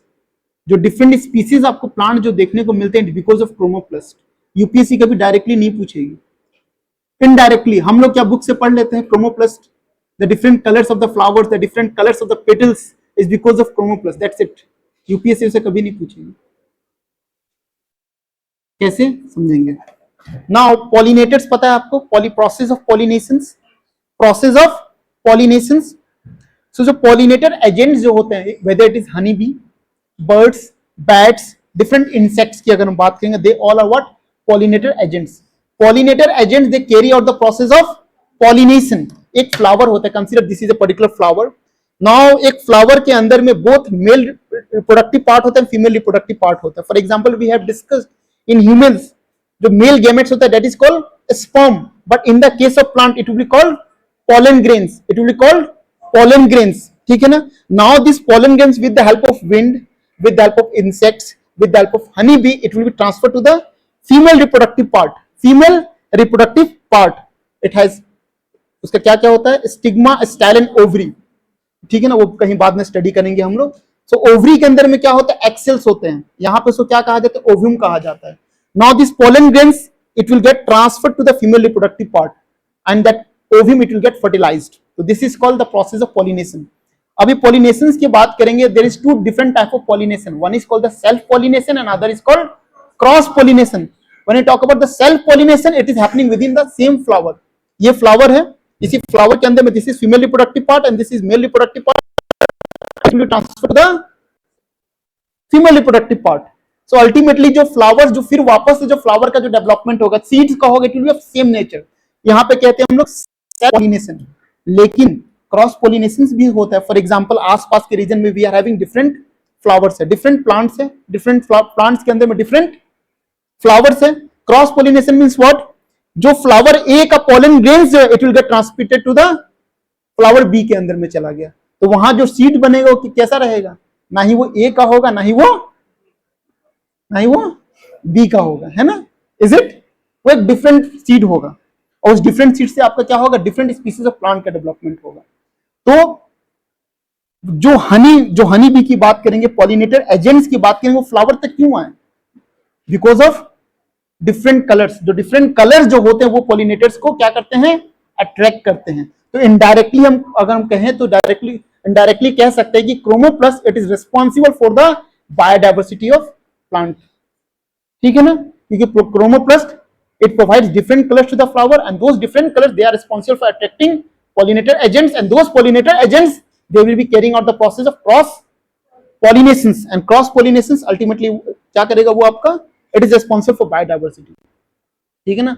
Books आप पढ़ने जाइएगा through NCERT, they will be either explaining the process of cross pollinations or they will be explaining the process of chromoplast। जैसे यहां पे लिखा हुआ chromoplast found in flowers and fruits, है ना? so chromoplast जो है, chromoplast it attracts pollinators ये pollinators क्या करते हैं? Cross pollination and because of this cross pollination we have biodiversity in plant। Biodiversity in plant. This PPTs आपको class कल मिल जाएंगे। ठीक है ना? वो मैं मैम को दे दूंगा, वो लोग देख लेंगे। ठीक है ना? ठीक है ना? ओके। हमेशा याद रखिएगा यूपीएससी में कोई भी चीज पढ़ रहे हैं ना, आपको उसका डेफिनेशन याद करने की जरूरत नहीं है। No need to memorize the definitions, rather you should know the essence of the topic. For example chromoplast, ठीक है, it is responsible for imparting different colors to the flower, but what is the use? They will attract pollinators agent, and those pollinator agent they will go for the cross pollinations, and because of the cross pollination we will see the different plant species. That means what? They enhances biodiversity. इस तरीके से चीजों को correlate करके study करना होता है. Now leucoplast, so leucoplast क्या है? It is also a plastids. ये कहाँ पाए जाते हैं? रूट्स वगैरह में पाए जाते हैं. And it is also responsible for storing starch. For example, जो कैरोट वगैरह हम लोग जो खाते हैं उसके अंदर भी स्टार्च होता है ना, क्योंकि उसके अंदर में क्या होता है? आपका ल्यूकोप्लास्ट होता है. ठीक है.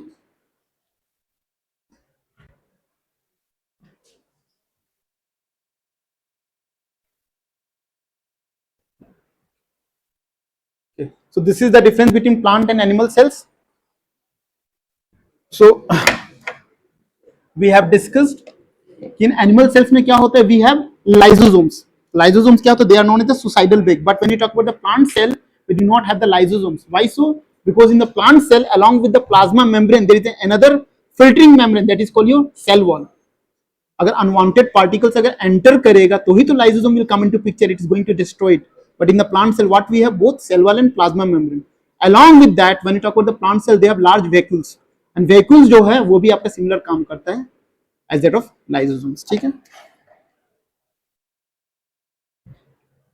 See, it's there in your notes.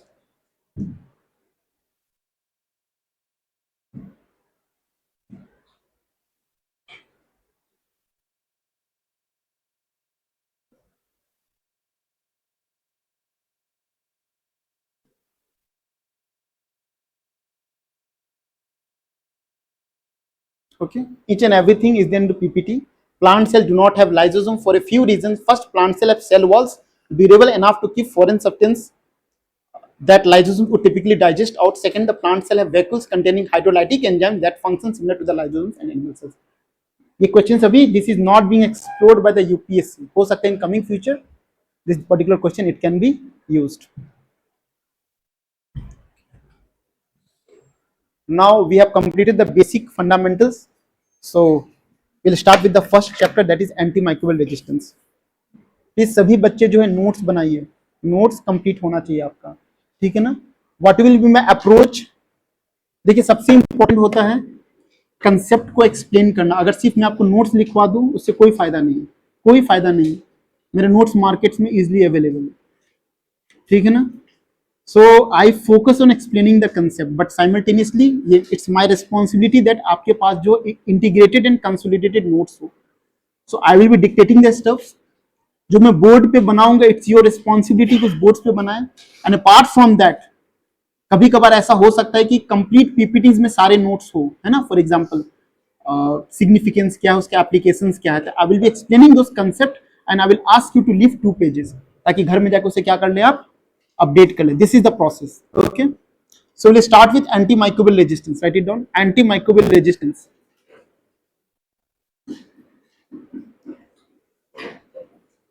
एक बार अपना कॉपी दिखाएं. आप कॉपी दिखाइए एक बार.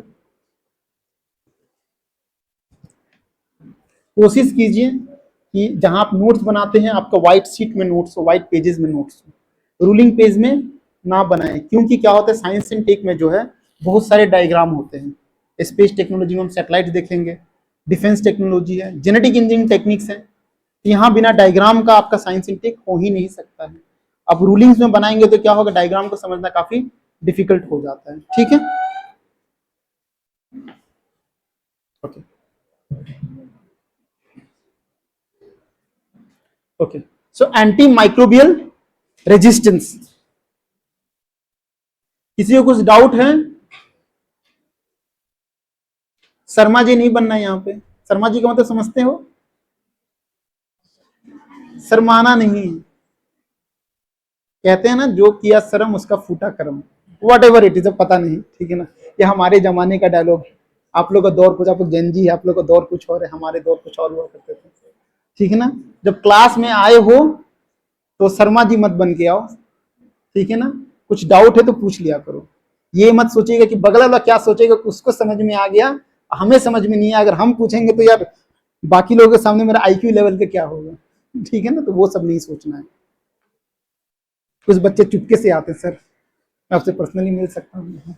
सर मुझे हमेशा डाउट रहता है, बता पूछने हमें क्लास में नहीं सर, क्लास में पूछने से ना सर थोड़ा सा इंप्रेशन गिर जाता है, तो वैसा चीजें नहीं होनी चाहिए। डाउट है स्पष्ट रूप से पूछिए। So anti microbial resistance, any idea what is anti microbial resistance? चलिए ठीक है, very good. So anti microbial resistance हम लोग समझते हैं। फॉर एग्जाम्पल यहाँ पे कंसीडर कीजिए, सपोज यहां पे मुझे बैक्टीरियल इन्फेक्शन हो गया। क्या हो गया? बैक्टीरियल इन्फेक्शन हो गया, ठीक है ना। नाउ मुझे क्या करना चाहिए? I should consult a proper dermatologist, जो स्किन के जो डॉक्टर होता है, आई शुड कंसल्ट। वो डॉक्टर एनालाइज करेगा कि whether this infection is caused by gram positive bacteria, gram negative bacteria. अब ग्राम नेगेटिव बैक्टीरिया है तो which bacteria, which particular bacteria, और उसको स्टडी करने के बाद जो है is going to prescribe antibiotic. Because जो एंटीबायोटिक्स जो होते हैं वो किससे बनते हैं?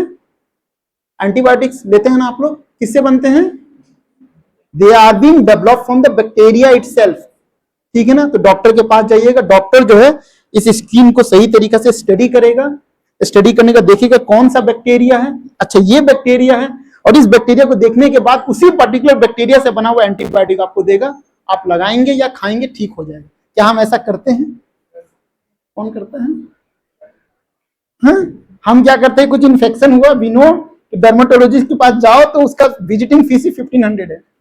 चुपचाप फार्मेसी में जाएंगे, भैया स्किन इन्फेक्शन हो गया, वो 100 रुपए का दवाई लेगा और आप लगा लीजिएगा। This is the biggest mistake, ठीक है। उसके बाद आइए सेकंड चीज, जो फार्मासिस्ट जो रहता है वो कहेगा कि बेटा you have to take this antibiotic for 10 days. कितना? 10 डेज। आप लेते हैं 10 डेज? नहीं लेते। हम क्या करेंगे, 3 दिन 4 दिन एंटीबायोटिक खाएंगे, 5 दिन खाएंगे, छठा दिन खाएंगे। After 6 days when this infection will recover from the outside, आपको लगेगा कि नहीं ज्यादा मेडिसिन खाना गलत बात है, छोड़ दीजिए। ऐसा है ना? है, ये सबसे बिगेस्ट मिस्टेक है। अब देखिए क्या होता है। फॉर एग्जांपल पहला तो हमने बिगेस्ट मिस्टेक कर दिया कि हम लोगों ने डर्मेटोलॉजिस्ट से कंसल्ट नहीं किया, ठीक है ना। और इंडिया के डॉक्टर लोग की स्थिति भी ठीक नहीं है। प्लेटफॉर्म पे मेरे पर 2 केसेस ऑलरेडी चल रहे हैं, मुझे कोई फर्क नहीं पड़ता, मैं तो ऐसे ही बोलता हूँ। इसलिए यूट्यूब पे मेरी क्लासेस नहीं होती है। जितने भी टॉप प्लेटफॉर्म पे देख रहा हूँ वहां मैं 3-4 महीना काम कर चुका हूँ, लेकिन बाद में पता चलता है कि जो इतना कमाए नहीं उससे ज्यादा मेरा, ठीक है। सो क्या है, हकीकत में इंडिया में डॉक्टर की स्थिति बहुत ज्यादा खराब है। If you go to Bihar, I am from Bihar itself, ठीक है, मुझे कहने में शर्मिंदगी नहीं है कि जिंदा आदमी को जो है वैसा दवाई खा के मार देंगे। झारखंड की भी स्थिति कोई सही नहीं है। झारखंड में सिर्फ रिम्स है, Ranchi institute of medical science, यहीं पे है ना, ठीक है ना। उसके बाद अगर वायरल फीवर हो गया आपको तो कौन सा मेडिसिन देगा आपको खुद पता नहीं है, ठीक है ना। इसीलिए कुछ भी होता है लोग कहाँ जाते हैं? दिल्ली जाते हैं। दिल्ली एम्स तो भाई आपको लाइन लगाते लगाते आपका हालत खराब हो जाएगा। प्राइवेट में जाते हैं। हकीकत में इंडिया की स्थिति जो है सही नहीं है अगर डॉक्टर्स के लेवल की बात करेंगे, ठीक है ना। एंड मुझे तो ऐसा लगता है कि मेडिकल फील्ड में जो है एक्सीलेंस पे बात होना चाहिए, क्योंकि जिंदगी की बात है। ठीक, चलिए। सो अभी यहाँ पे देखेंगे, नाउ दिस इज द, यहां समझेंगे, this is the layer of bacterial infection, this is the layer of bacterial infection. Pharmacist को पता है एक्सपीरियंस से कि you have to take this particular antibiotic and he has asked you to take this antibiotic for 10 days. कितना दिन के लिए? 10 दिन के लिए, ताकि if you will be taking those antibiotic for 10 days complete bacteria will get eliminated, ठीक है ना। बट आपने क्या किया? You have taken the antibiotic for 6 days. So 6 days में क्या होता है, approximately 90% of the bacteria, upper layer of they are being eliminated. जो नीचे का जो लेयर जो आपको दिख नहीं रहा है उसको, वो जिंदा है अभी भी। They have just receive the low amount of antibiotic. For example एक बैक्टीरिया को डिस्ट्रॉय करने के लिए अप्रोक्सीमेटली 10 मिलीग्राम ऑफ एंटीबायोटिक चाहिए। कितना चाहिए? 10 मिलीग्राम ऑफ एंटीबायोटिक, ठीक है ना। But suppose if you consider the lower stratum, जो सबसे नीचे वाला परत जो होता है, वहां जो 10% जो बैक्टीरिया है, दे आपने कितना दिन एंटीबायोटिक लिया? 6 डेज। So 6 days में they have just received the lower doses, lowest doses, how much? 1 milligram. 1 milligram से वो क्या होंगे? Destroy होंगे?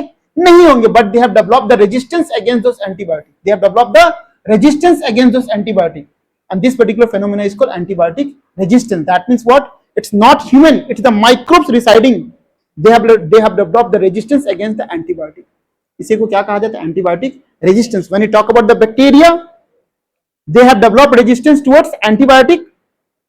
When you talk about the virus, they have developed resistance towards the antivirals. जब आप fungus की बात करेंगे तो they have developed resistance towards the antifungals. Together this phenomena they are called your antimicrobial resistance. But in this class we will be focusing towards antibiotic resistance. So write down the definition. Chandragupta Maurya आप लोग याद हैं? हाँ, तो चंद्रगुप्त मौर्य को जो है चाणक्य ने किस तरीका से ट्रेन किया था?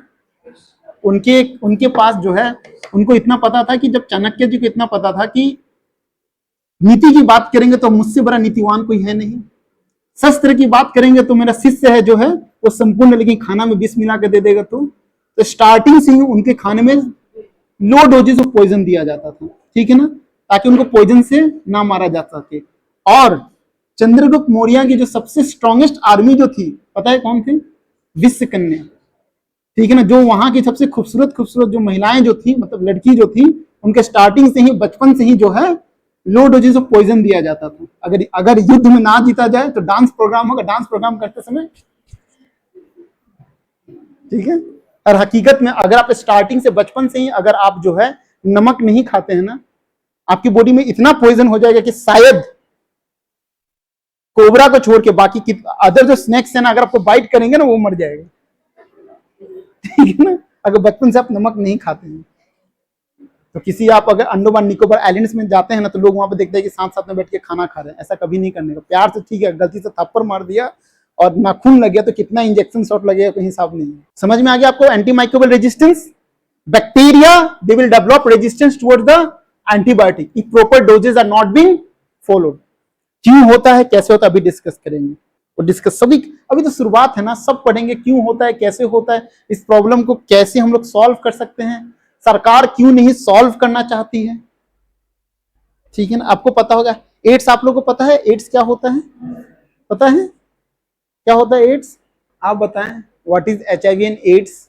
जब हम इम्यून सिस्टम डिस्कस करेंगे ना तो पढ़ेंगे। फॉर एग्जांपल, जिनको एड्स होता है ना, जो those who are suffering from HIV, not AIDS, HIV जिनको होता है, they has to take ART, anti retroviral therapy. पता है आपको? हम लोग डिस्कस करेंगे इम्यून सिस्टम में, डिस्कस करेंगे इम्यून सिस्टम चार्ट से। एक मैं इम्यून सिस्टम चार्ट बनाऊंगा, उससे जितनी भी बीमारी होती है सभी बीमारी को आप समझ सकते हैं, ठीक है। सो ART लेना होता है, and that particular person he has to take ART for 20 years. 20 years, एक साल का कॉस्ट समथिंग अराउंड 25,000 होता है अप्रोक्सीमेटली, डिपेंड्स। जो अमीर लोग होते हैं वो हायर वर्जन लेते हैं, तो it will be around 4 to 5 lakh.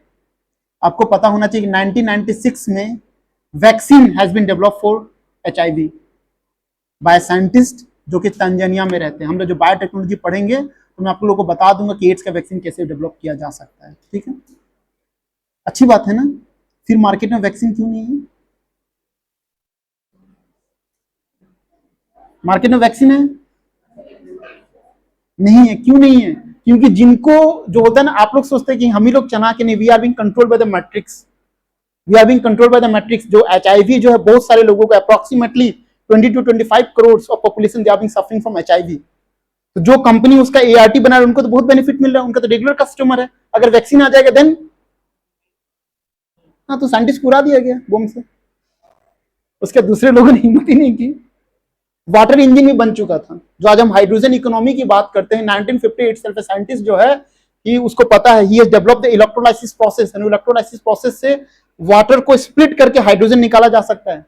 And he has called the, मतलब वहां से फिर लोगों ने कांटेक्ट किया कि हम इंडस्ट्री से आपसे मिलते हैं, पावर प्लांट सेटअप करेंगे, ये सेटअप करेंगे, इंडस्ट्री सेटअप करेंगे। उनके खाने में जहर डाल के मार दिया गया। क्यों?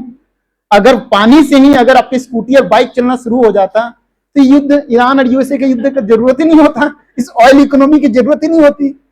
सेंट्रल एशिया तो फिर वही स्थिति में चला जाता, ऐसे उसको भी मार दिया गया। तो हम लोग जो सोचते हैं, एपिस्टीन फाइल सुने हैं आप लोग? बहुत अच्छी, ठीक है, सभी लोगों ने सुना है। एपिस्टीन फाइल में मेन इशू क्या है? मुझे बेकार चीज नहीं, साइंटिफिक चाहिए। एपिस्टीन फाइल में क्या है?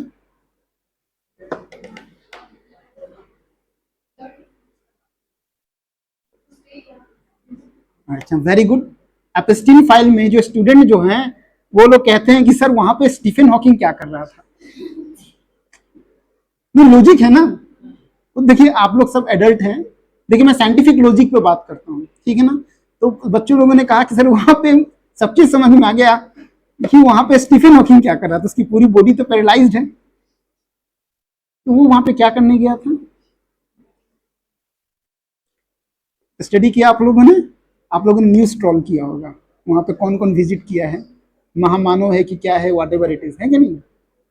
एपिस्टीन फाइल में जो मेन मुद्दा जो है वो क्या है, हमारे बॉडी में जैसे for example I have discussed about the stem cells, for example this is skin cell, skin cell जो है it will develop into skin cell only, but हमारे बॉडी में स्टेम सेल्स होते हैं and those stem cell they are having the potential that they can divide and differentiate into multiple cells. जैसे for example zygote is what, the best form of stem cell, क्योंकि zygote से हमारा complete body बनता है, लेकिन हमारा zygote से तो हमारा बॉडी बन चुका है, तो शुड नॉट टू से, ये तो मतलब रावण तो बहुत अच्छा था, सीता मैया को बैठा के रख दिया, तो मैया रावण को हरा दूंगा तो आपसे शादी करूंगी, बोला राम को हरा दूंगा, हरा के आओ तो देखा जाएगा, और इसी बेचारे में पूरा खानदान चला गया, वो डिसेंट था, मर्द था, है ना? अब यहाँ पे तो जो लोग किए अब क्या ही बताएं, शब्द भी नहीं है डिक्शनरी में, sorry to use this word. Girls जो होते before reaching the age of puberty,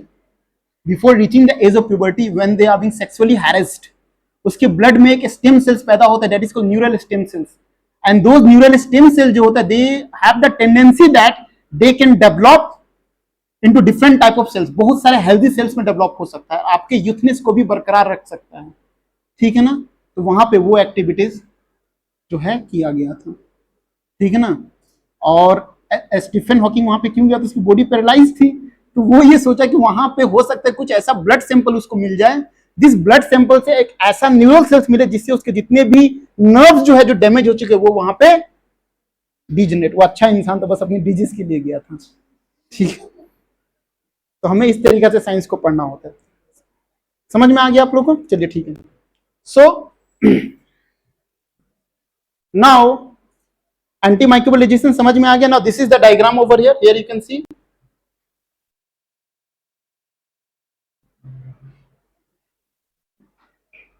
आप लोग मेरी साइंस इंटेक की क्लासेस अटेंड करेंगे, दुनिया जहान का सब नॉलेज हो जाएगा आपको।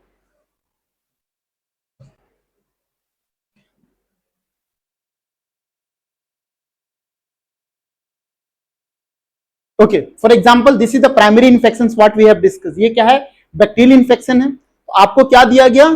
एंटीबायोटिक 1 दिया गया, फार्मासिस्ट ने कहा कि you have to take this antibiotic for 10 days, but what you did, you have taken the antibiotic for 5 to 6 days, and because of that what will happen, some lower stratum bacteria they will develop the resistance against antibiotic 1, ठीक है? Now again what you will do, you will take the another antibiotic type 2, अगर same चीज होते रहेगा तो क्या होगा? The bacteria will develop resistance against the antibiotic 2 also, 3 also, and finally a time will come when this infection it cannot be treated, because the bacteria residing inside this infection they have developed resistance towards all antibiotics available into the market, तो छोड़ दिया जाए, ठीक है नहीं? उसे क्या कहा जाता है? अगर एक बैक्टीरिया की बात करेंगे, if a particular bacteria has developed resistance towards multiple antibiotic, तो बैक्टीरिया को क्या कहा जाएगा? बादशाह, है ना? बादशाह ही है ना, that is called super bug, उसे क्या कहा जाएगा? सुपर बग, ठीक है? इसको घर में आप लोग ड्रॉ कर लीजिएगा, super, just a moment,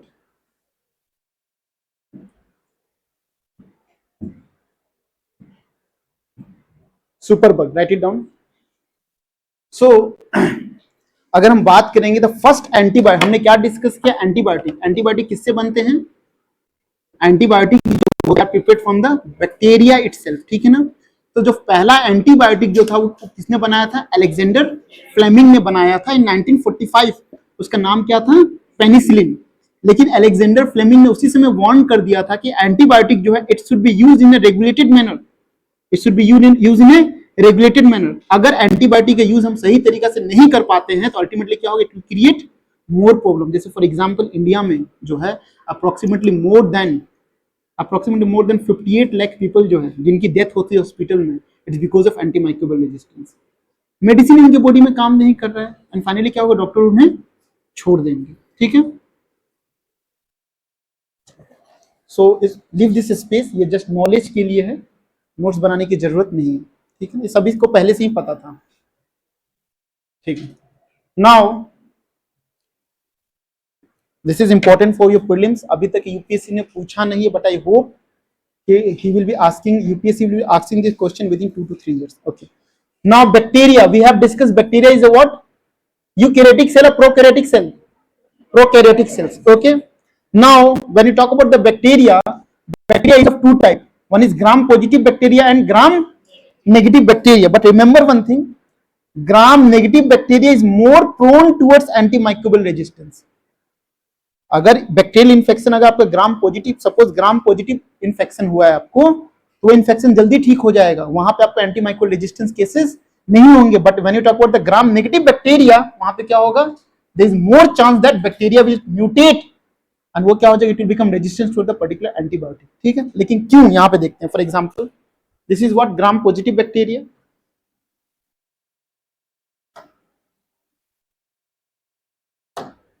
this is your gram positive bacteria. याद कीजिए, we have discussed about the bacteria cell wall in detail. So there we have discussed कि बैक्टीरिया जो है it will have plasma membrane, along with that it will be having cell wall, and this cell wall it is being made from peptidoglycan. So this is gram positive bacteria.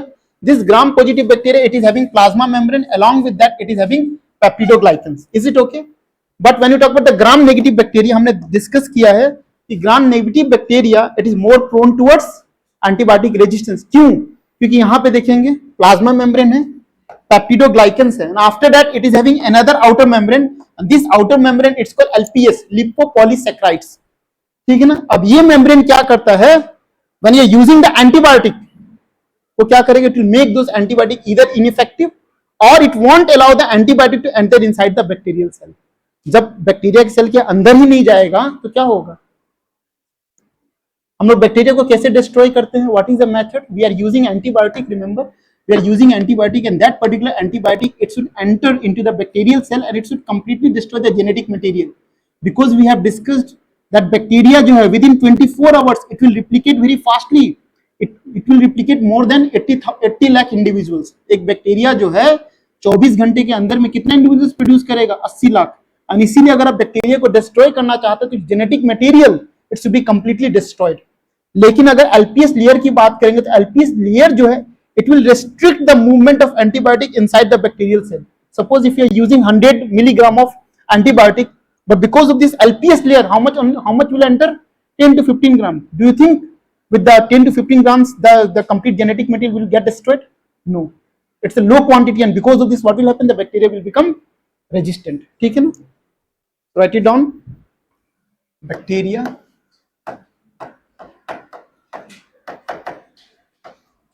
gram positive bacteria, gram positive bacteria, this is a particular bacteria, gram positive one.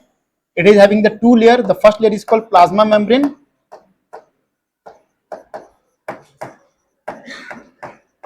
and second is your what, cell wall.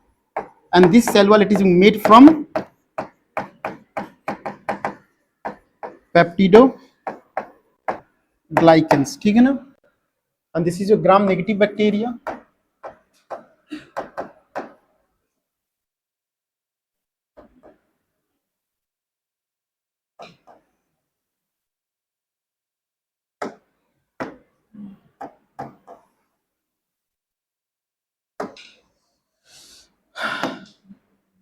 This layer is called your LPS layer.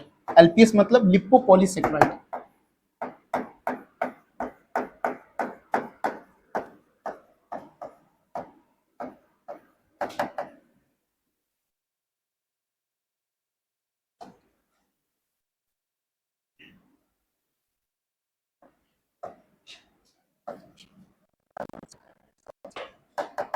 Lipopolysaccharides layer. Okay. Now this LPS layer it restrict the movement of antibiotic inside the bacterial cell, inside the bacterial cell. Okay. ये जो LPS layer जो है it will control the movement of antibiotic, and because of this if you are applying suppose 100 milligram of antibiotic, only how much 20 to 25 gram of milligram of antibiotic it will be reaching to the cell. उसके कारण से क्या होगा, insufficient amount, and because of this the bacteria will become resistant. So here क्या होगा, insufficient dose, insufficient amount of antibiotic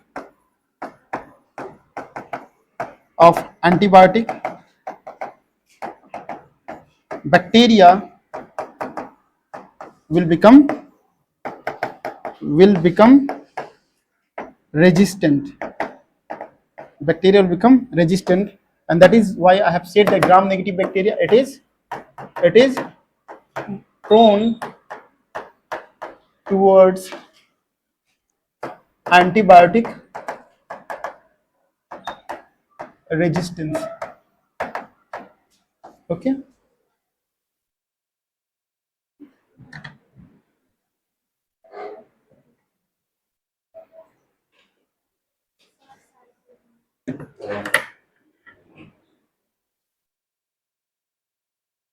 If in the examination, suppose if you are going through the current affair magazines, ठीक है ना, in the current affair magazines obviously you will be studying 3 to 4 different strains of bacteria, जिससे कारण से क्या है, antimicrobial resistance है. So in the suppose UPSC, if you want to ask the question, UPSC क्या करेगा, 3-4 बैक्टीरिया दे देगा, that is into the news, that is there into the news, and he will ask you to categorize which one is gram positive and which one is what, gram negative.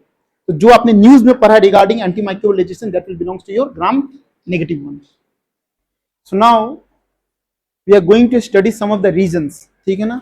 Generally if you go through the different books you will just study the anthropogenic factors. जैसे समझेंगे अभी तक हमने क्या समझा कि antimicrobial resistance क्या है, ठीक है ना, और उसमें भी हम लोगों ने समझा कि ग्राम नेगेटिव बैक्टीरिया जो होता है that is more prone towards antimicrobial resistance. Now अभी हमें दो चीजें पढ़नी है. First of all we will study biological reason. Bacteria के अंदर में ऐसा क्या हो रहा है कि bacteria will turn into antibiotic resistant one, है ना. जैसे for example if you are not taking the exact doses of antibiotic, ultimately that particular bacteria it will get converted into antibiotic resistant one. क्यों होता है, कुछ तो हो रहा होगा बैक्टीरिया के अंदर में. So that will be studied under your biological reasons, and after that we will study anthropogenic factors. कि humans ऐसा क्या कर रहे हैं that is responsible for accelerating the rate of antibiotic resistance. समझ में आ रहा है आप लोग को. हम लोग बायोलॉजिकल रीजन पढ़ेंगे. बायोलॉजिकल रीजन में हम लोग देखेंगे कि बैक्टीरिया के अंदर में ऐसा क्या हो रहा है जिससे कारण से एक बैक्टीरिया जो है वो आपका एंटीबायोटिक रेजिस्टेंट बन जा रहा है. और सेकेंड देखेंगे human induce factor, anthropogenic factors. कौन कौन से डिफरेंट एंथ्रोपोजेनिक फैक्टर्स है जिससे कारण से एंटीमाइक्रोबियल रेजिस्टेंस काफी तेजी से स्प्रेड हो रहे हैं, ठीक है.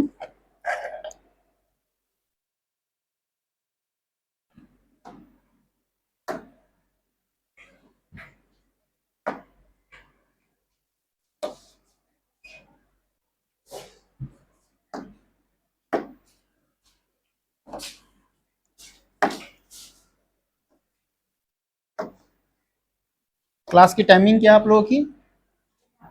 हाँ 6:30 है ना, 6:30 है ना. तो फिर आप लोगों ने 3 इडियट देखा है? नहीं 3 इडियट देखा आप लोगों ने? हाँ. सो 3 इडियट में बहुत अच्छी बात होती है जब आमिर खान को बुलाया जाता है पढ़ाने के लिए, तो आमिर खान बोर्ड पे लिखता है, क्या लिखता है ना, कुछ फरानाइलेजेशन एंड राजू नाइटेड समथिंग लाइक दैट, है ना. तो सभी लोग उसमें जुट जाते हैं कि मतलब क्या है ना. तो मेरा कहने का मतलब है कि अगर आपकी, जैसे मैं कभी कभार कुछ सेशन अटेंड करता हूँ, जैसे IIT दिल्ली में मेरा फ्री एक्सेस है, चले जाता हूँ, तो मतलब एक सर हैं, वो सर ऐसे हैं, मतलब उन्होंने शादी वगैरह नहीं किया, तो उनसे मिल लो तो 3 दिन तक कंटिन्यूसली पढ़ाते रहते हैं मुझे. खाना स्पेशल ऑर्डर करेंगे, है ना, मतलब इतना ज्यादा पढ़ा देंगे कि मतलब या तो बहुत ज्यादा नॉलेज आ चुका होगा या तो फिर, ठीक है. तो मेरा कहने का मतलब जब 3 घंटा आप लोग की क्लासेस होती है तो चेहरे पे मुस्कान होनी चाहिए ना. हाँ, कुछ बच्चों के चेहरे पे 12 बज चुके हैं, कुछ बच्चे हमेशा टाइम देख रहे हैं ऐसे करके, और कुछ बच्चे निकल जा रहे हैं. क्या ये चीज सही है क्या? आप हमेशा याद रखिएगा, जिस एग्जाम की आप लोग तैयारी करते हैं ना, उस एग्जाम को रिस्पेक्ट करना चाहिए, ठीक है ना. हम लोग जब पढ़ते हैं, अभी भी हम लोग पढ़ाई करते हैं, ऐसा नहीं कि नहीं पढ़ते हैं. अगर पढ़ने में जुट गए तो फिर 1 दिन 2 दिन निकले हम लोग को ध्यान नहीं देते हैं, बस ऐसे कुछ सीखने को मिल रहा हो, और नहीं मिल रहा है सीखने को तो किताब बंद करके मत सो जाओ.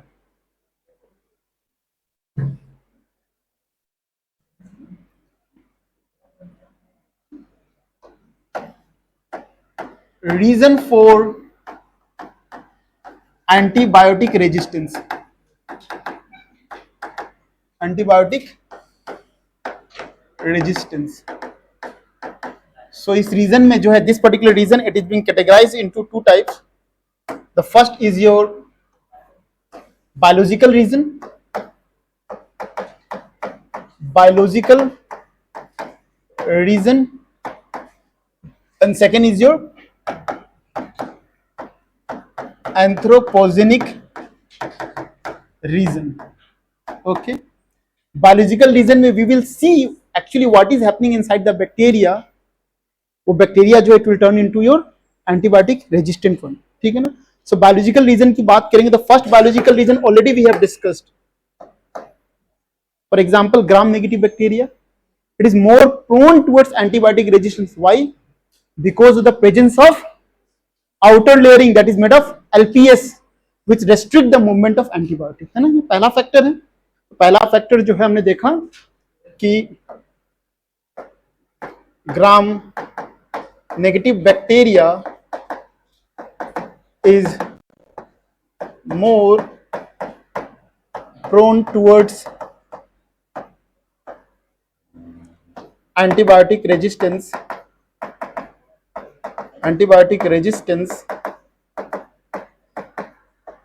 due to outer covering made of LPS that restrict the movement of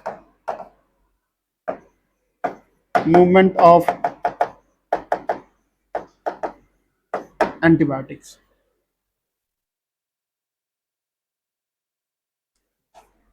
Now second one, this is the most prominent one. In 90% of the cases this is actually happening, that makes the particular bacteria resistant one. The second one जो है, it's the most dominant one. Second, this is the most dominant one, most dominant one. Okay, so here you can see, suppose this is the bacteria.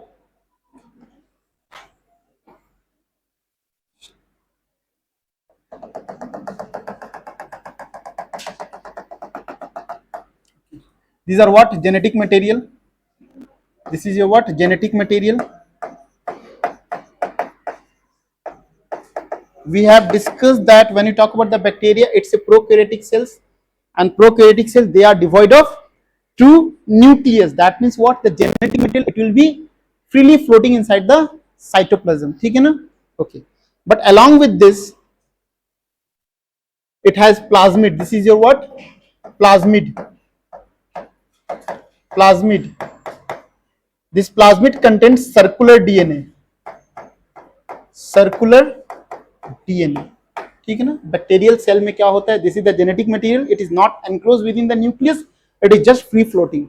But apart from that, it is having the plasmid. This plasmid contains circular DNA. ठीक है.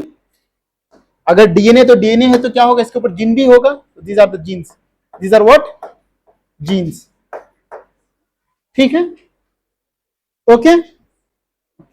Now due to indiscriminate use of antibiotics, suppose these are the antibiotic. Okay, due to indiscriminate use of antibiotic, due to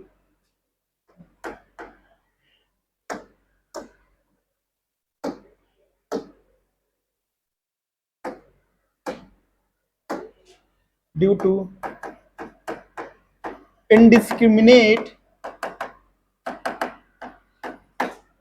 use of antibiotic. Indiscriminate means what? Whether you are taking the wrong antibiotic or you are not taking the prescribed doses. ठीक है ना. All this belongs to the indiscriminate use. अगर आप सही तरीके से antibiotic का use नहीं कर रहे हैं तो यहाँ पे क्या होगा?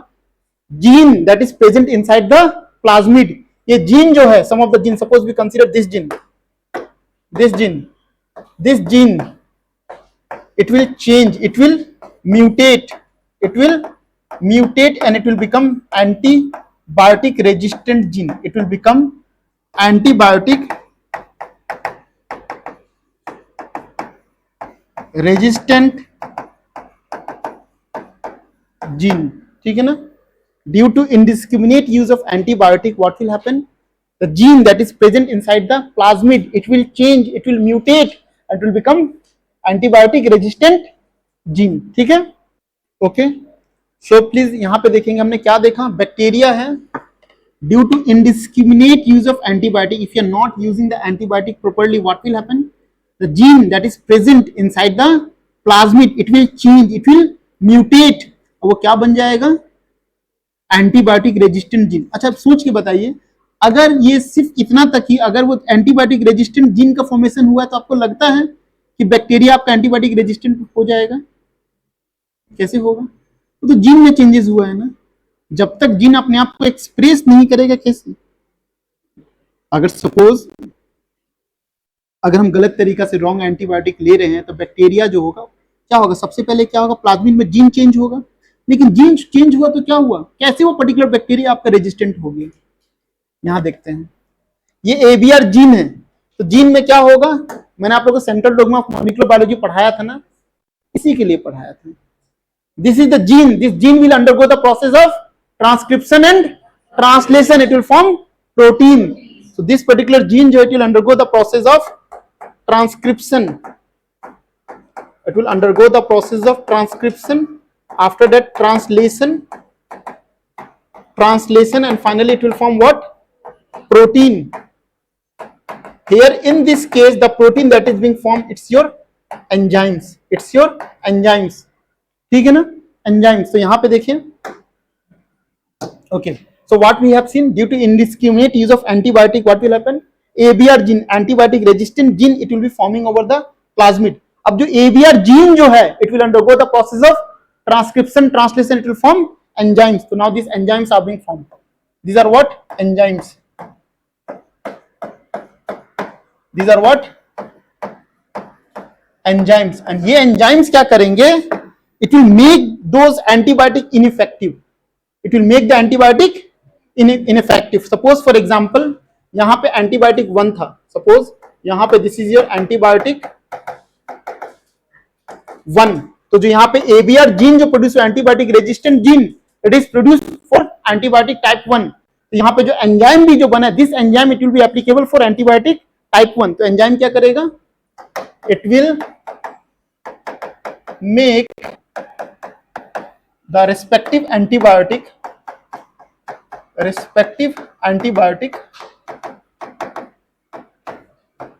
इनइफेक्टिव.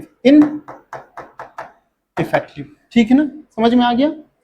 सभी को समझ में आ गया? फॉर एग्जाम्पल कंसिडर कीजिए, will take the earlier example. The doctor, the chemist shop, it has asked us to take the antibiotic for 10 days, but हम लोगों ने कितना दिन लिया? 6 दिन. तो अल्टीमेटली जो 4 दिन हम लोगों ने नहीं लिया, उस 4 दिन में क्या हो रहा है? जो बाकी जो बैक्टीरिया है, they have just received low doses of antibiotic. Low doses means what? Indiscriminate use, that is not sufficient to destroy the genetic material of the bacteria. And because of this, what will happen? There will be the mutation in the plasmid section. यहां पे क्या होगा? Mutation होगा. Gene क्या होगा? Change हो जाएगा. To change into ABR gene, antibiotic resistant gene. ठीक है ना? अब जीन क्या करेगा अपने आप को? अगर मान के चलिए किसी के कोई बच्चे की बात करेंगे, किसी बच्चे के अंदर में बचपन में ही जेनेटिक इंफॉर्मेशन है कैंसर का, उसके लिए हानिकारक नहीं है जब तक वो कैंसर सेल फॉर्मेशन ना हो सकता है कि कैंसर सेल का फॉर्मेशन 50 इयर्स के बाद हो. एक अगर दादाजी को डायबिटीज है, फादर को भी डायबिटीज है, मदर को भी डायबिटीज है, तो जो बच्चा जो जन्म लिया उसके अंदर भी डायबिटिक वाला जीन है. लेकिन तो डायबिटिक वाला जीन है तो इंसुलिन लेना शुरू कर देगा? नहीं, जब तक डायबिटीज एक्सप्रेस ना हो, जब तक डायबिटीज एक्सप्रेस ना हो. सिमिलरली यहां पे क्या हुआ? Due to indiscriminate use of antibiotic, this ABR gene is being form, antibiotic resistant gene is being form. उसमें प्रॉब्लम नहीं है, but this gene it will express itself by the process of transcription and translation, and फिर क्या form हो रहा है? Enzymes. Now the enzyme that is being formed, ये enzymes क्या करेंगे? जब एंटीबायोटिक यूज कर रहे हैं ना, उसको इनइफेक्टिव कर देंगे. जब इनइफेक्टिव कर देंगे तो आपका बैक्टीरिया क्या हो गया? It has developed the resistance. तो ये पर्टिकुलर बैक्टीरिया क्या हो गया? This bacteria has developed the resistance against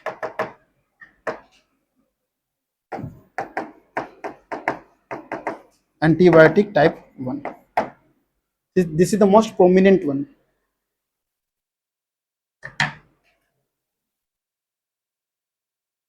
Now the third one, third biological reason,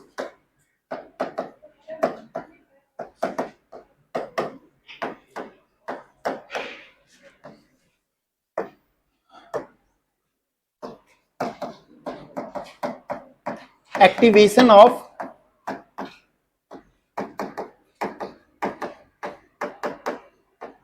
efflux pump. Activation of efflux pump, ये हर केसेस में नहीं होते, कुछ ऐसे बैक्टीरियाज होते हैं. फॉर एग्जांपल यहां देखते हैं, suppose consider this is a bacteria, example E coli bacteria.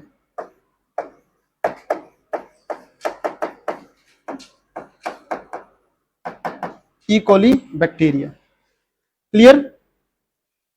Now naturally कुछ ऐसे बैक्टीरिया जो होते हैं जिनके अंदर में एफ्लक्स पंप पाए जाते हैं. These are the efflux pump. This is your efflux pump. But normally they will remain inactivated. They will remain silent. Normally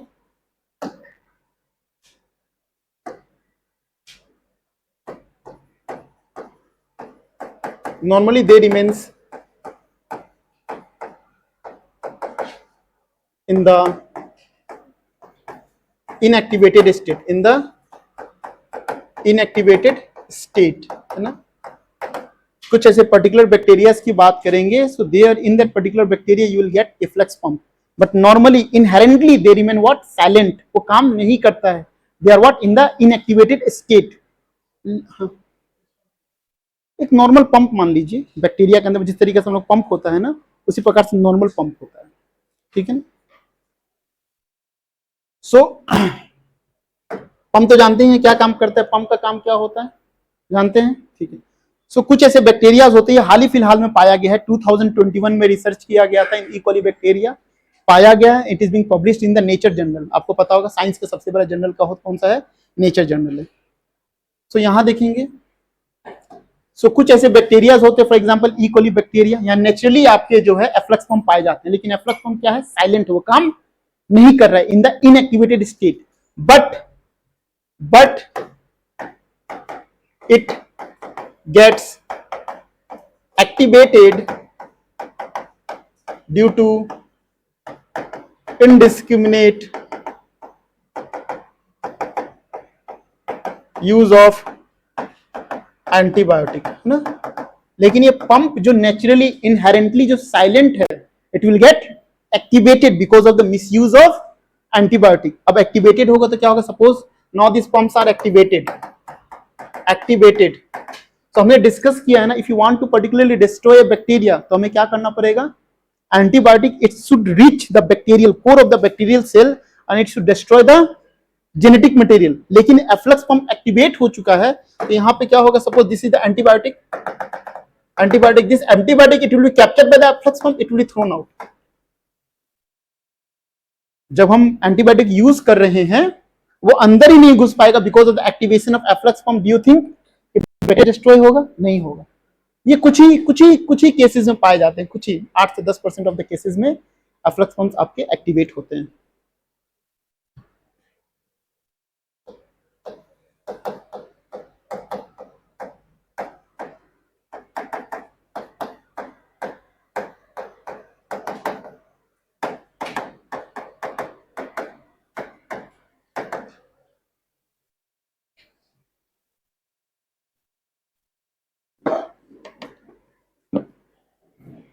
ठीक है. तो what we have discuss the biological reason. In biological reason the first and the foremost one is what, gram negative bacteria.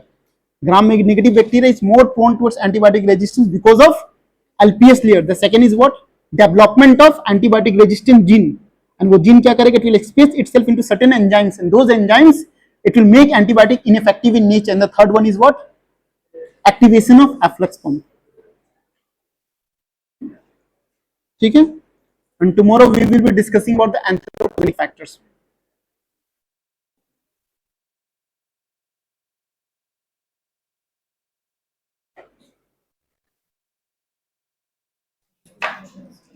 Okay?